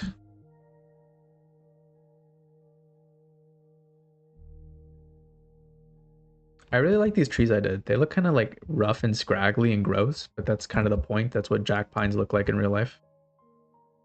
I wish I could make them even more scraggly and more gross. Let's drop this down just a little bit. We'll even bury it in the floor just a little, so that we can keep our big mountaintops. Obviously, big is a strong word, but we can keep our mountaintops. You know, that's the point of this.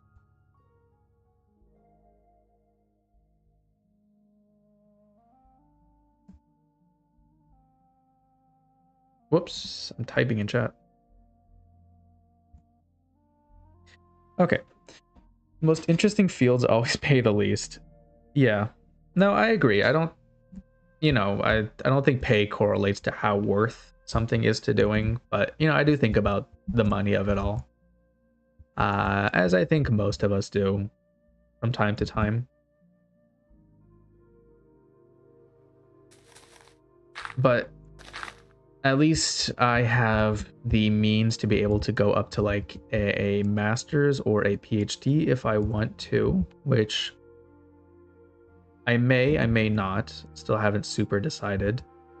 I'm probably going to pursue higher education in like some way. I haven't decided if it's going to be in anthropology or if I'm going to use it as like a springboard to get into something else. Because I have the grades. For people who understand like the Canadian grade point system, my GPA right now is about 3.9. 3.9 is good. You can get into a lot of things with a 3.9. It's not, you know, super restrictive. That being said, can't get into everything with an anthropology bachelor's.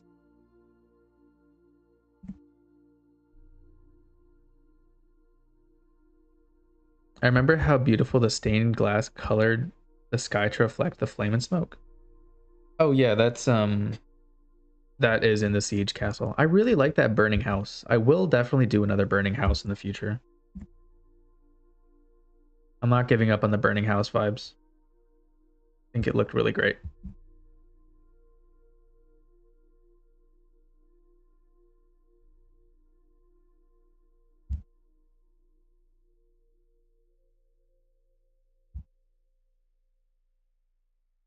There we go. So we're starting to get a bit of a forest in here. It's not super dense at the moment, but it's not gonna be super dense, I don't think. And we still have to include all of our balsam firs. And like I said, this is a mixed forest, so we have to include some things that are not spruce trees. Well, pines, and you know, spruce and pines and all that jazz.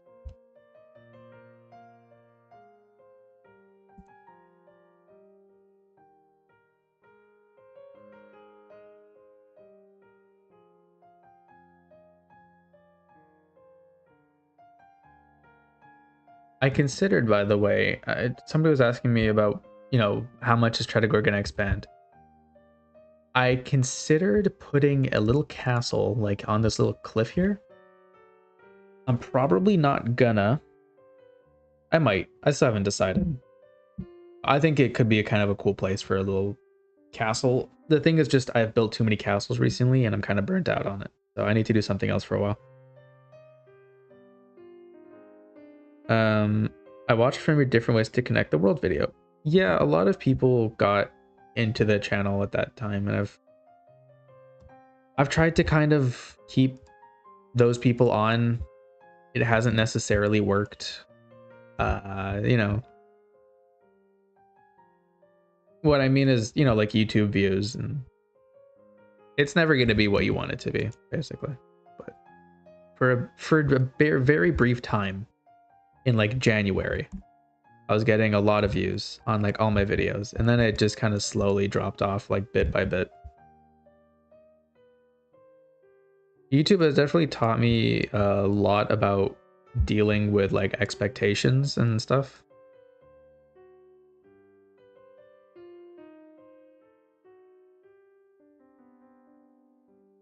Which is important to learn, evidently.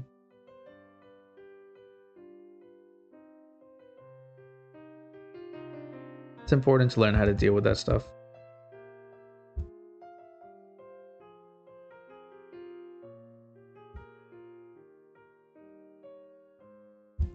But yeah, that's part of the reason I want to continue doing anthropology videos, is that I know a lot of people do like genuinely like those videos. And you know, like I say, I always want to do like, you know, the videos that people want, to the ability that I'm able to, you know. Obviously I can't do everything, but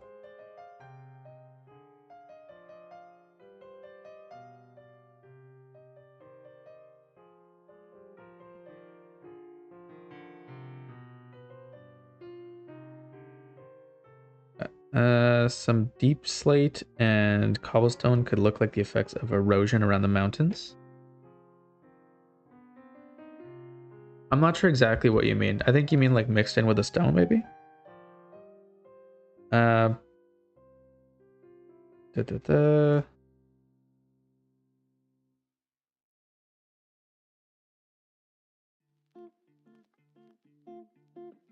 That's how Mojang designs their own structures. Like Mojang would never use spruce planks for Jungle Village. Yeah, I get it. And that's a big part of, I mean, to some degree, but then counterpoint, really, is that Mojang used to use like sheep's wool for the lantern, like for the lamps in villages. Before lanterns, it was just like sheep wool. And since forever, they've been using pressure plates as tables and stairs as chairs and stairs as like the roof blocks, which isn't the same as material use. But I think Mojang very fundamentally understands that, you know, we use the blocks the way that they look good and not necessarily the way that they make sense all the time.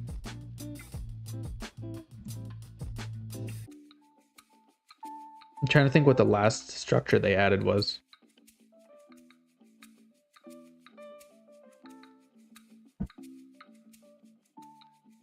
What was the last Minecraft structure?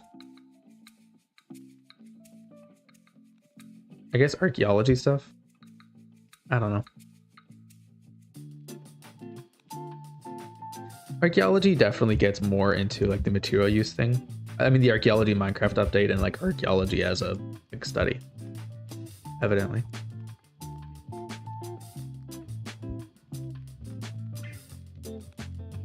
There we go.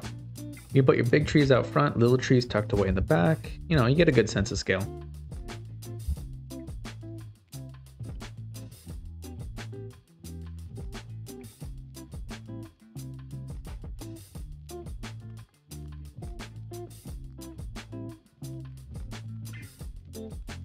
Usually I would rotate these trees, but right now I don't know.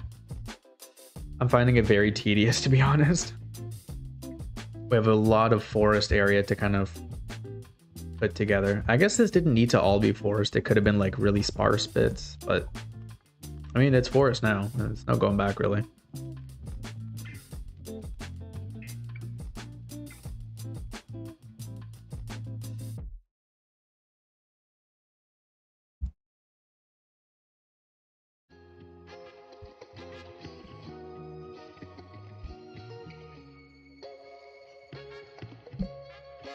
I'm not really a big fan of the Jack Pine 12. I think I'm going to switch to 13.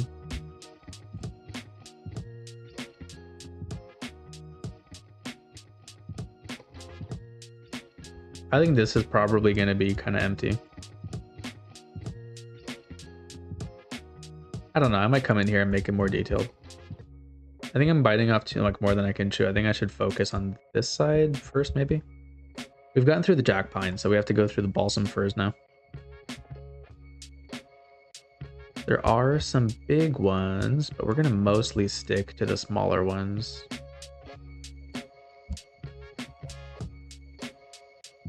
Uh, 4 is slanted, so let's go for 5.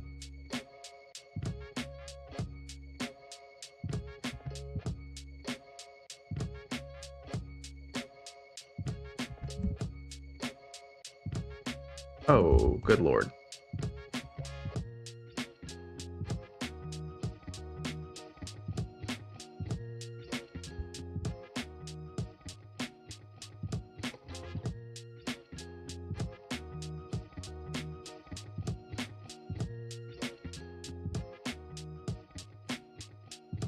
Shouldn't there be large snow feeding that stream? Maybe. That's a good point. You know, that's a good point. I think I got rid of my snow though.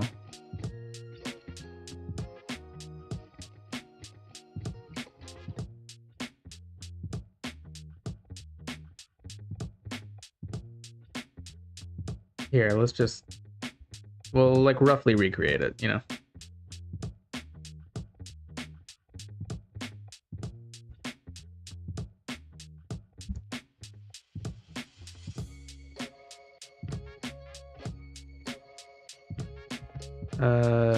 Tool mask block equals grass.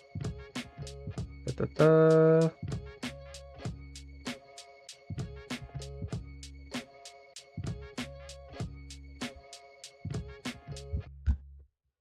Here, we can do something like this, and then like, I don't know, just kind of clear this out.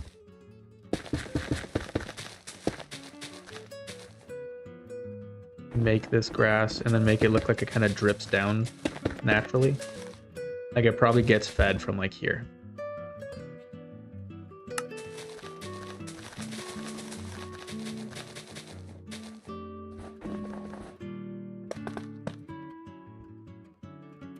There we go. I think we can kind of imply it without doing it directly. And then that one is like directly fed from the snow. Why did you pick Anthro above all the other related fields?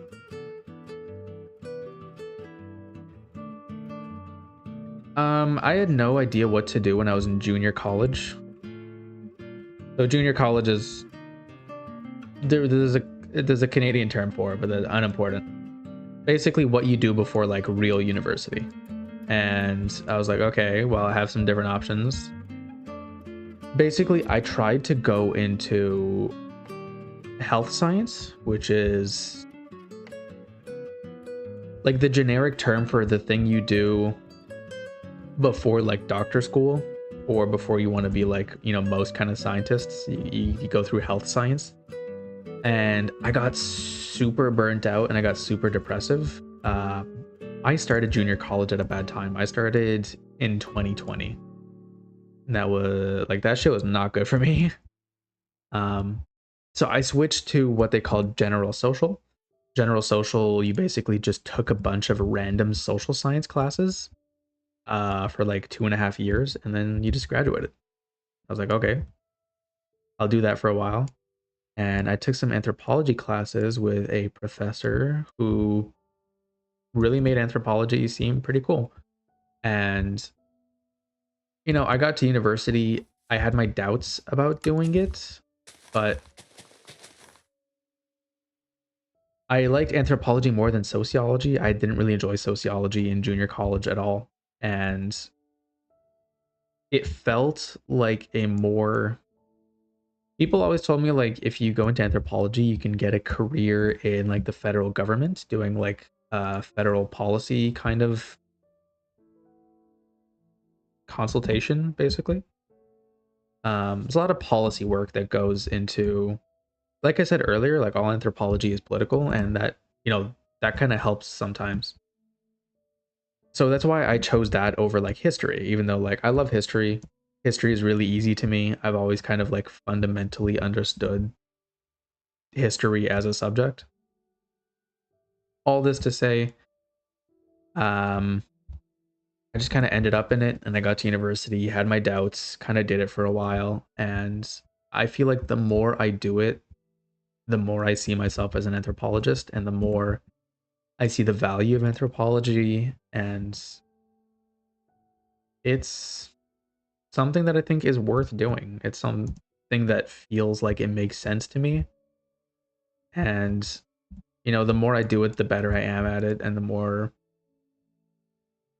I guess you can say that about anything. But the thing is, I did math for like years and years.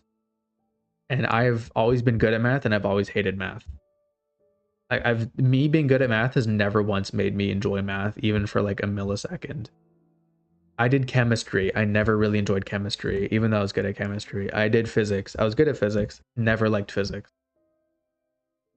So when I found something that I was good at and I liked and that kind of made sense to me, I kind of stuck with it. And anthropology is really good at kind of making you question your worldviews and, making you question a lot of the stuff that you tend to take for granted.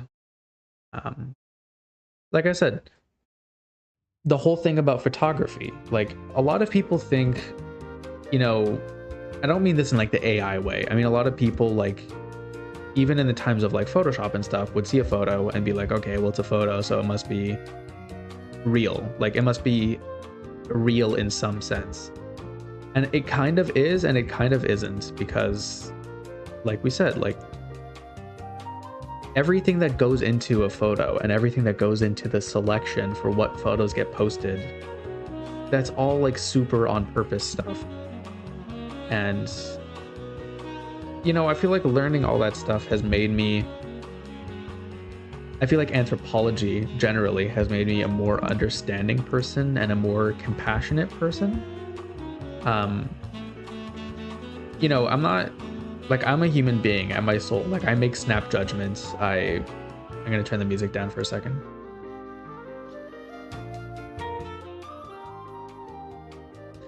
We all make judgments about things. And Instagram is great at feeding that. And Twitter is too. And, Reddit, you see things and you see them enough times and your brain is good at pattern recognition and you start judging people and judging things.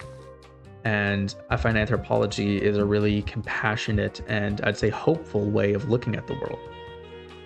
Like, yeah, it's all political, and yeah, a lot of the political stuff sucks, but it's worth getting into and it's worth discussing and it's worth examining. And that's why I'm an anthropologist, basically. What's on the other side of the mountains? So this side is Riegensberg and this side is Castle Stonehart. Over here, we have the Sleeping Bear Inn that we did on a live stream just a little bit ago. And if I speed up, here we have Brewerstown. And just down the road from Brewerstown, we can enter the Siege Castle. So this is what's being separated by the mountains.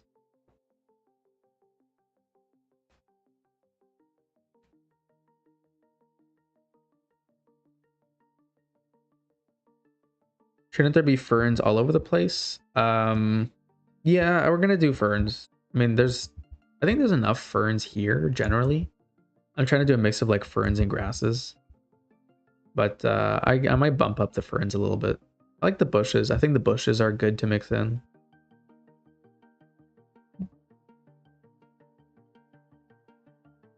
I see your point though. I think this place could be fernier. I really like the anthropology vids. I'm glad to hear it. Like I said, I'm still thinking about it. Yeah, I'm behind on the chat, gang.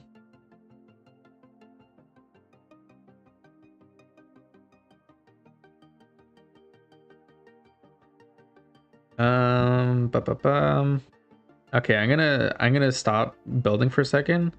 Is there a larger underlying story in Tretogor, or is it mostly unrelated events? I'd say mostly unrelated events. I like to tell little vignettes, I guess. Like little stories. You build a house and you kind of create a story about the people who live there. And that's the way I approach Tretogor.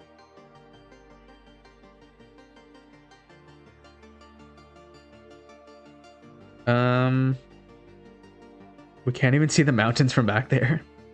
I thought anthropology is more about history of human beings and biology as a species. So it depends. Like I kind of said earlier, like anthropology is a huge field. I study at a university that is mostly interested in anthropology as a way to talk about colonization and decolonization. That's kind of like the big focus of where I study. So that's, what I've learned a lot about. So like I took a class about the anthropology of migration. And the anthropology of migration at the university I study at is mostly it's a story about things like the US border industrial complex. How there's this huge, kind of privately funded, privately beneficial industrial complex that creates the US border, and how the US border is, you know, in a lot of ways kind of funded by and protecting Europe, because Europe doesn't tend to have those borders, in places like England and France. They don't have like the US border, but keeping certain types of people in the global south and certain types of people in the global north is a big project, and it's not just the US that benefits, and it's not just the US that funds those kinds of things. This is an anthropology of migration class. Another university could take that same class, or another teacher, and run it completely differently. They could talk about and sorry, the industrial border complex stuff, that's like one class. That's not the whole course. I want to make that clear. But another professor could take that same class and teach it completely differently. They might focus on something like the history of migration of indigenous peoples in North America, or the history of migration of the Turkic tribes from Central Asia to Western Asia and Eastern Europe. All valid ways to cover the course, all very anthropological ways to, cover things, but it's just the way different people, like run it.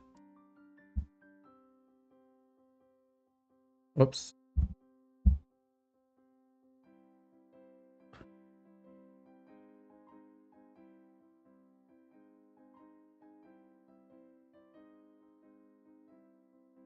No way, first time in chat. Hello, Zihan Sil, and hello to everybody who's been joining. Has anthropology shifted your political beliefs? Absolutely, yes. Like I said, I am like a mostly white guy living in suburban Canada. When I was like 14, like when I was in like middle school, I got into like the what people call like the conservative pipeline. I was watching like feminist owned videos and like stupid shit like that.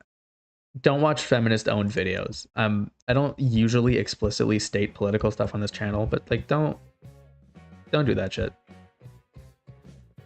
And not just through that, but through forming a lot of friendships with like the women around me, and through trying to understand more about gay rights and trans rights, and even things like when I was a teenager, I would be like, oh, haha, isn't it weird that like furries exist? I don't care. I get furry shit on my Instagram all the time. I think some of it's kind of funny, objectively. It's like a big dog costume. But people get really weird about furries, and people get really weird about a lot of stuff. And as I've gotten older, as I've tried really hard to become a more understanding person through anthropology and through my day-to-day life, like every day I wake up and I'm trying to be better than I was, and that's it's not always easy.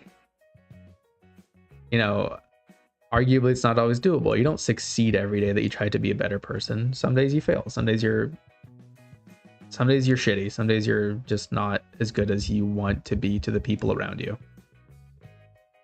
But the trying every day matters, and I think the more you try and the more you do it, the more you try to understand people and understand cultural differences. Like all that stuff feeds into each other. And like I said, to me, the difference between anthropology and sociology, in the way that it's been taught to me specifically, is that anthropology always seemed more hopeful. Anthropology always seemed like, yeah, there are issues. Like anthropology has been responsible for like some shitty things that were done to indigenous people. But the fact that anthropology still exists to me is fundamentally hopeful. It's people who say, we started off in a shitty place and we're trying to be better as a whole study. An entire academic field is trying to be more thoughtful and more considerate than it was. And I think that's definitely shaped the way that I think about things.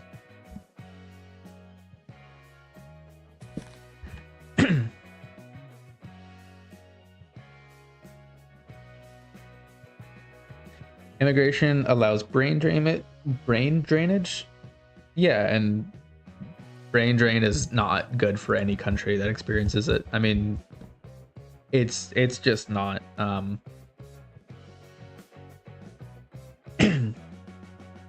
It sounds like a very politicized course. Yeah, it is.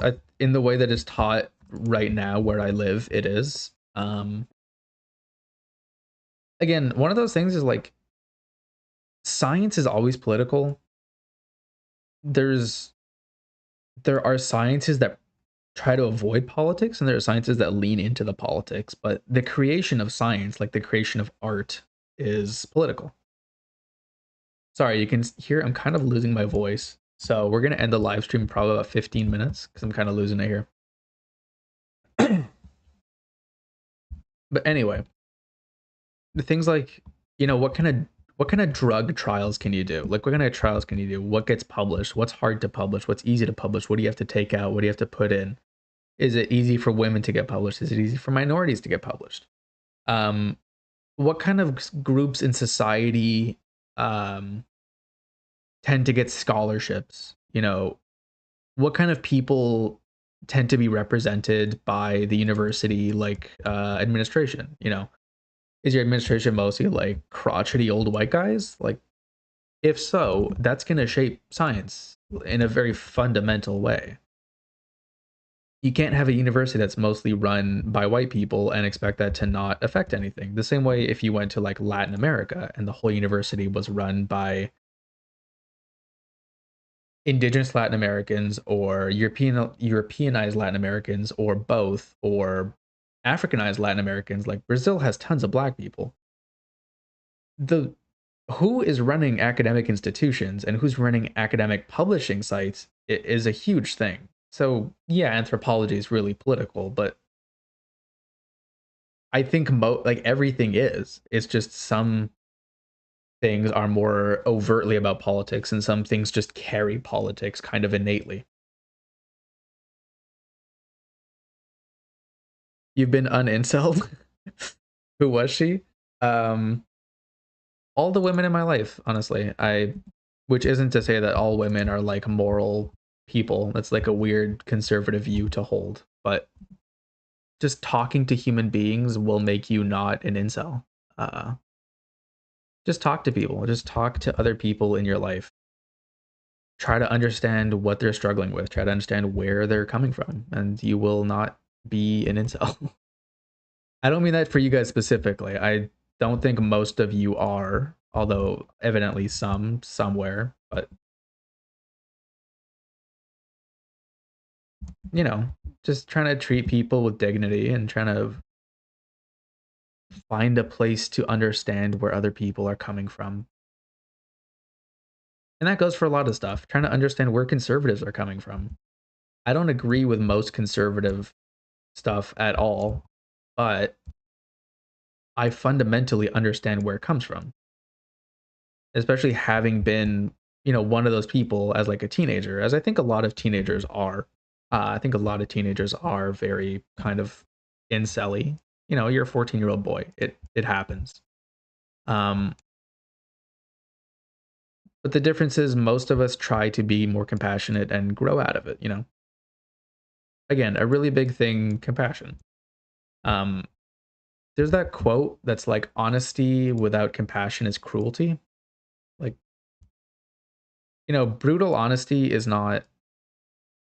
brutal honesty is just cruelty, basically. You have to have space in your life for, other people, basically.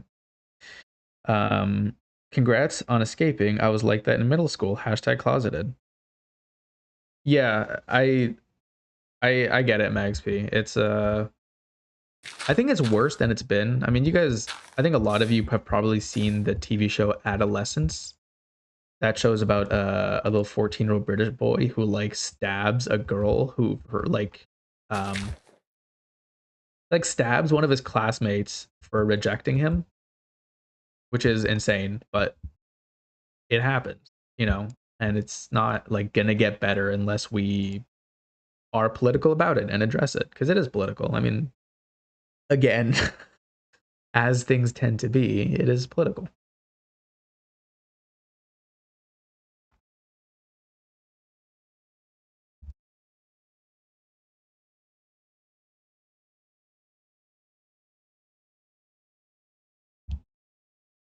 What I want to do is try to rotate this and make it look like a fallen tree.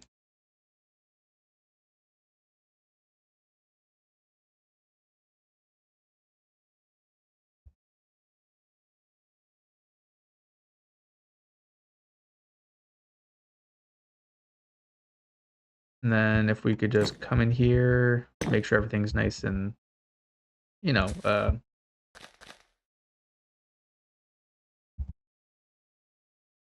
make sure everything is nice and kind of making sense in here.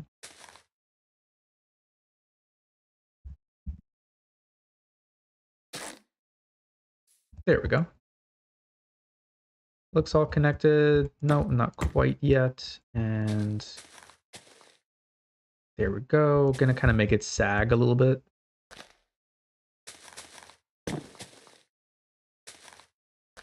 There we go. Um,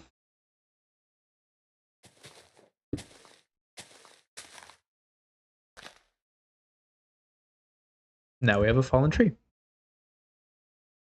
Everyone get more woke now. Hey, so it goes. Any ideas for 10K subscribers? Yes, actually. I've had an idea for it for a while. Did my music completely stop? Have we been going that long? Yeah, it has. Um, for 10K, I want to do a Q&A. I want to just kind of say, like, everybody in the Discord, everybody on YouTube, you have like a few days to ask me questions and I will answer them. Uh, it'll probably be a video, not a live stream, but it might be a premiere that you guys can still kind of interact if you want to. But yeah, I'd like to do a Q&A. You know, a big part of this is all of you guys, and especially for a 10K special, I want to acknowledge, you know, everybody who has made this happen and kind of interact with you guys and take your questions and stuff.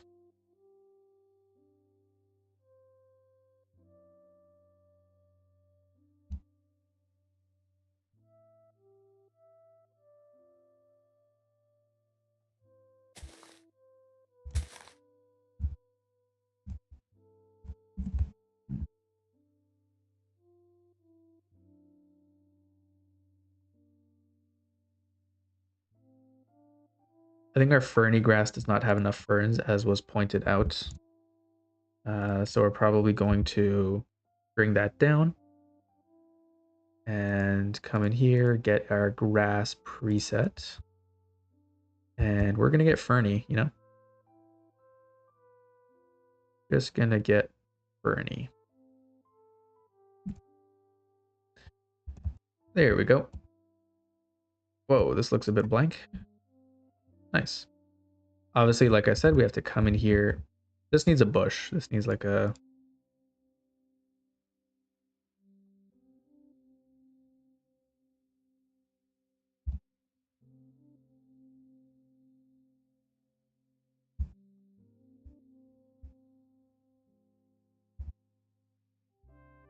Let's see if we can't rotate this.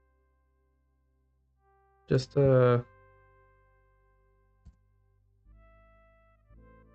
30 degrees. Go crazy with it.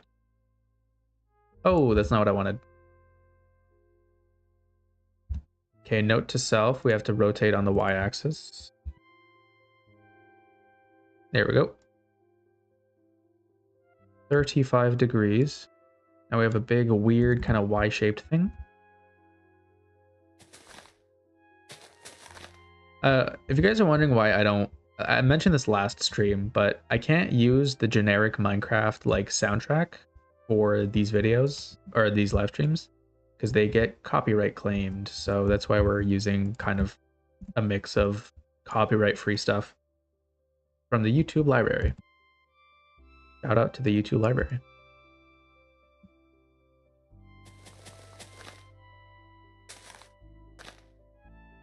There we go. This place is looking nice. Needs more ferns though.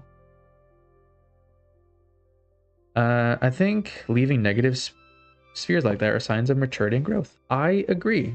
Trying to find a lot of positivity is both like necessary for your mental health and definitely going to make you a better person. There are places for like genuine critique, but again, one of the things I've learned in anthropology is like critique without some kind of like positive message or solution is just not only pointless, but like genuinely harmful. You know, like and it's not even like a spoonful of medicine helps the sugar go down thing. It's like if you're only being negative, whether it's about other people in your life, whether it's about whatever insert minority group, whether it's furries or Muslims or Muslim furries. Yes, there are Muslim furries. You're going to be a deeply miserable person and just spend a lot of your life full of hate for no reason.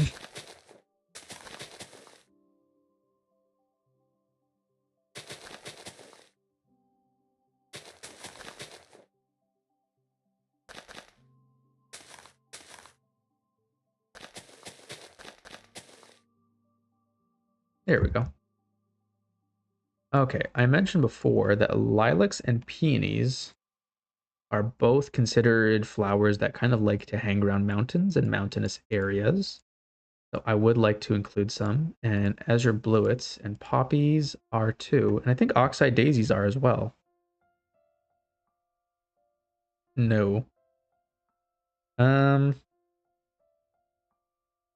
I guess you use the term anthropology very broadly in your course. So is your course more like sociocultural anthropology?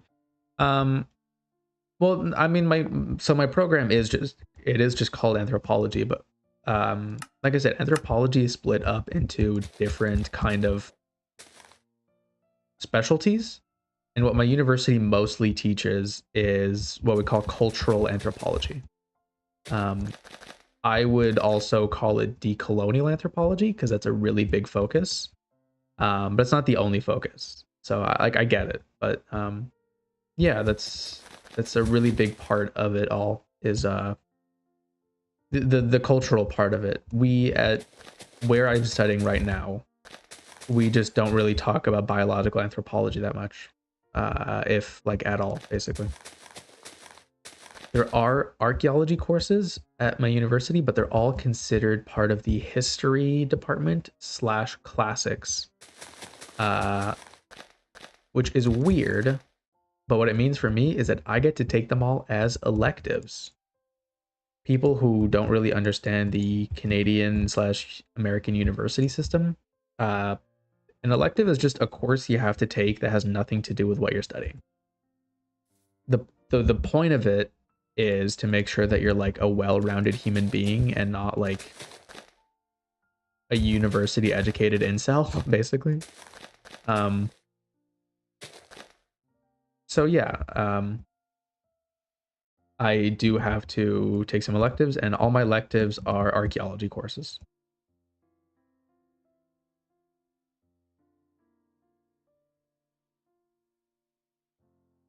Let's go back into the grass, and I'd like to go back to, I think, just bushy grass.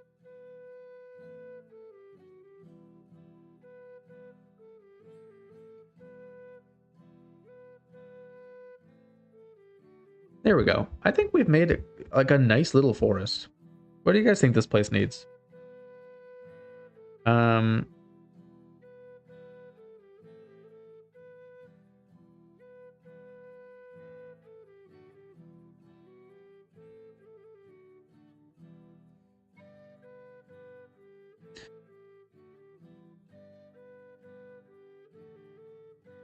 I wonder if there's a tool that allows for those trees to be generated more random and procedurally. Yeah, there is. It's just it's the stamp tool basically. And like I said earlier, like I can use the stamp tool, but it ain't gonna look pretty because it's random, and random never, like, this texturing is random, and if I did it by hand, it would look better. But you know, um,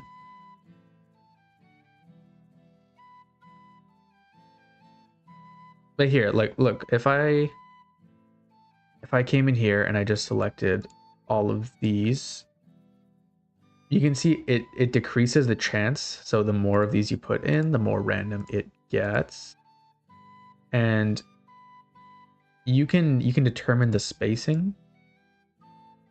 So I can make the spacing like here. So this is 100% spacing, and you can see I've made a little forest. It kind of works, but it kind of lacks the finesse. I can also make it 0% spacing, which looks like hell on earth. Or if I wanted to do like really sparse trees, of course, I could do something like 413. 413 looks pretty sparse. It looks fine. Like, it's okay. Like I've said though, I think it lacks the touch that it needs to be for up close spaces like this, where you're actually walking through it. It needs to feel good. Hitting the gym, my first stream, and loved it. Peace out, Toasty. This background music is from MC. Okay, Super Mario, what I mean is all of these C418 tracks, that is Minecraft Volume Alpha, Minecraft Volume Beta, and the Minecraft soundtrack for the update Aquatic, those were all made by C418, and C418 had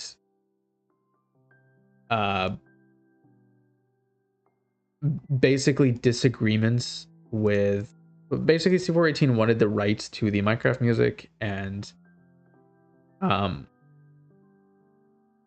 Microsoft kind of didn't want that to be the case. So that's why there are some weird streaming issues if you try to stream the C418 music on YouTube. Like, it doesn't really like it when you try to do that, basically. So you can stream anything from afterward. You can stream anything by what is it? Kumi Tanioka? I'm messing that up. I'm sorry. Lena Rain, Aaron Cheroff, Amos Roddy, all those guys, fine. The C418 stuff, not fine. You will get copyright striked. Usually it's resolvable, or you can split the incomes of the video. If the video made like $30, you have to give up like 15, which kind of sucks. Evidently.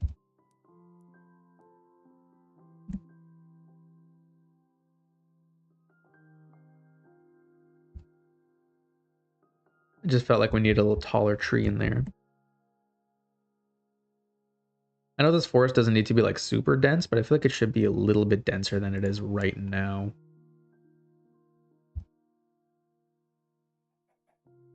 There we go.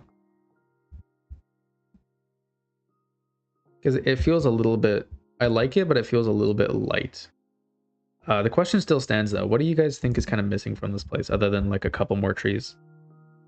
Color, variety, and vegetation. That's a good point. It's a good point. I could do elderberries. I made these yesterday. No, I made these this morning, basically.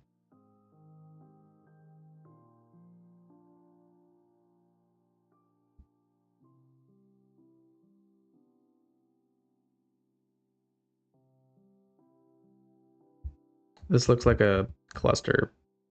You know what, but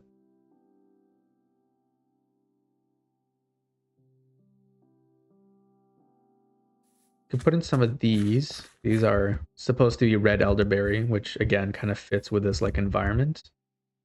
I think they look okay.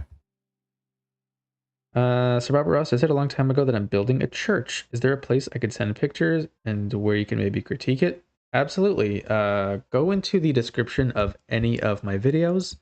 You will find the Discord link, and from there you can send anything into the MC screenshots page, and I'll take a look.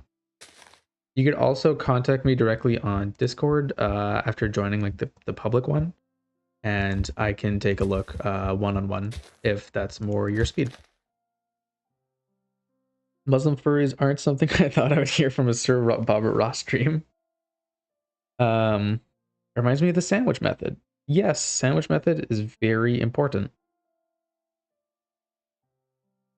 I think a little more life would look better over that spot. Secret witch hideouts.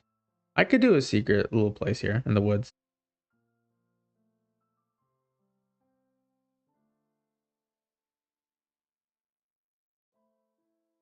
Yeah, I know Akashashan. I know what you're talking about. But fundamentally, if you kind of miss the first couple days of like streaming profits or whatever, it's just not great generally. Like having to contest anything just sucks. Um, it's not a great time.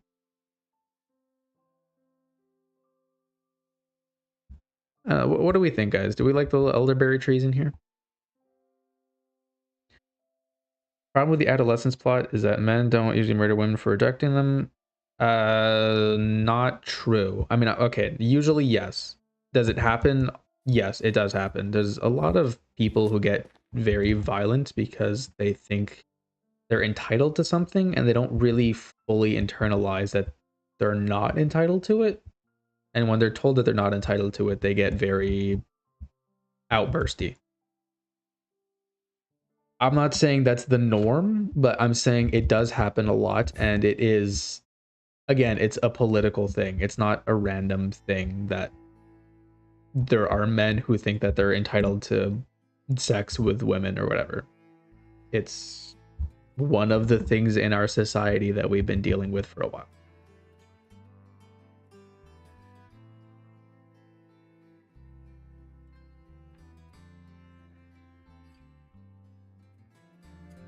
Some sweet berry bushes, bush berries, dynamite with a laser beam. You slow down, so I think you've caught up. Secret wishes. I like it, but the leaves don't match the forest. But that's what people were saying though, that we needed a bit more color in here. I kind of get it. I don't know. I'm still kind of in between on there. Okay, if we were gonna do a secret cabin in the woods kind of thing, maybe we could hide it up here. I think this would be our... I won't have time to get to it this stream. Like I said, like my throat is already kind of killing me right now. But here, we'll just block out a little space here so we know where not to add trees, and that'll be a little kind of weird cabin in the woods.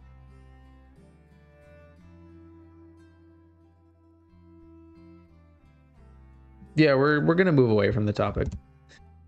Okay, so feedback. The big berry bushes. What are we thinking? Kind of cool, kind of not cool. Too bright, too many, not enough.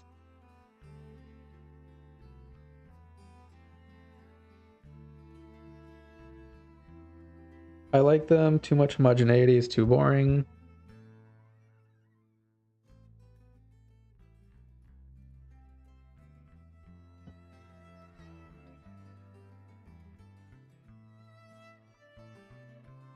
Was taking a sip of water. Too bright for me. I think they're kind of too bright. Okay, well, what we can do, because I agree they are a little bit bright. Here, what we can do is replace the azalea block with a different type of leaf. We could just keep it simple and make the whole thing acacia. And now, instead of being that really kind of bright color, think I got him. Here we go. These are still a little bit bright, but I wanted to... It's really hard making like a small stem for a tree. So I was using jungle. I think this is what you guys are kind of talking about. And this is a little bit softer on the eyes. Looks good to me. You could shade around the bottom to imply shadows. Oh, hold on. Actually, there is a little bit of shadow in this place. There we go. Now it is moody. You guys want to see what this place actually looks like? Not actually looks like. If you guys want to see what this place looks like with shaders, is what I should say. Here, we can switch on... We can try these ones. Whoa. A little bit bright.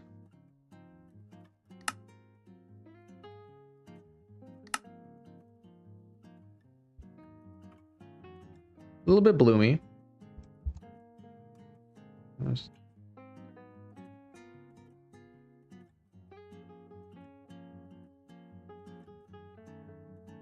There we go. That's kind of nice.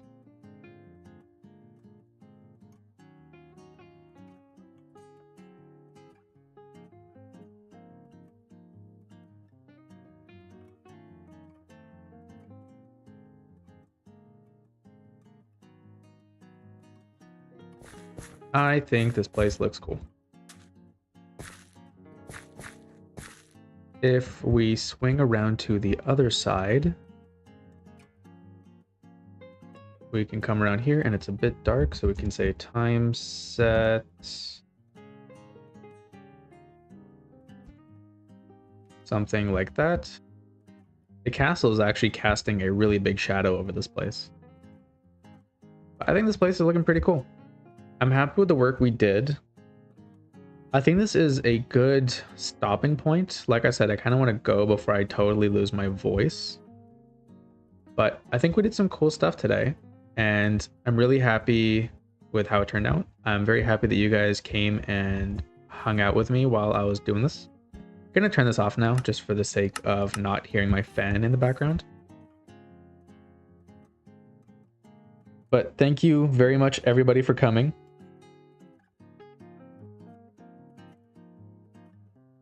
And I will see you guys around. Take care now. Bye-bye.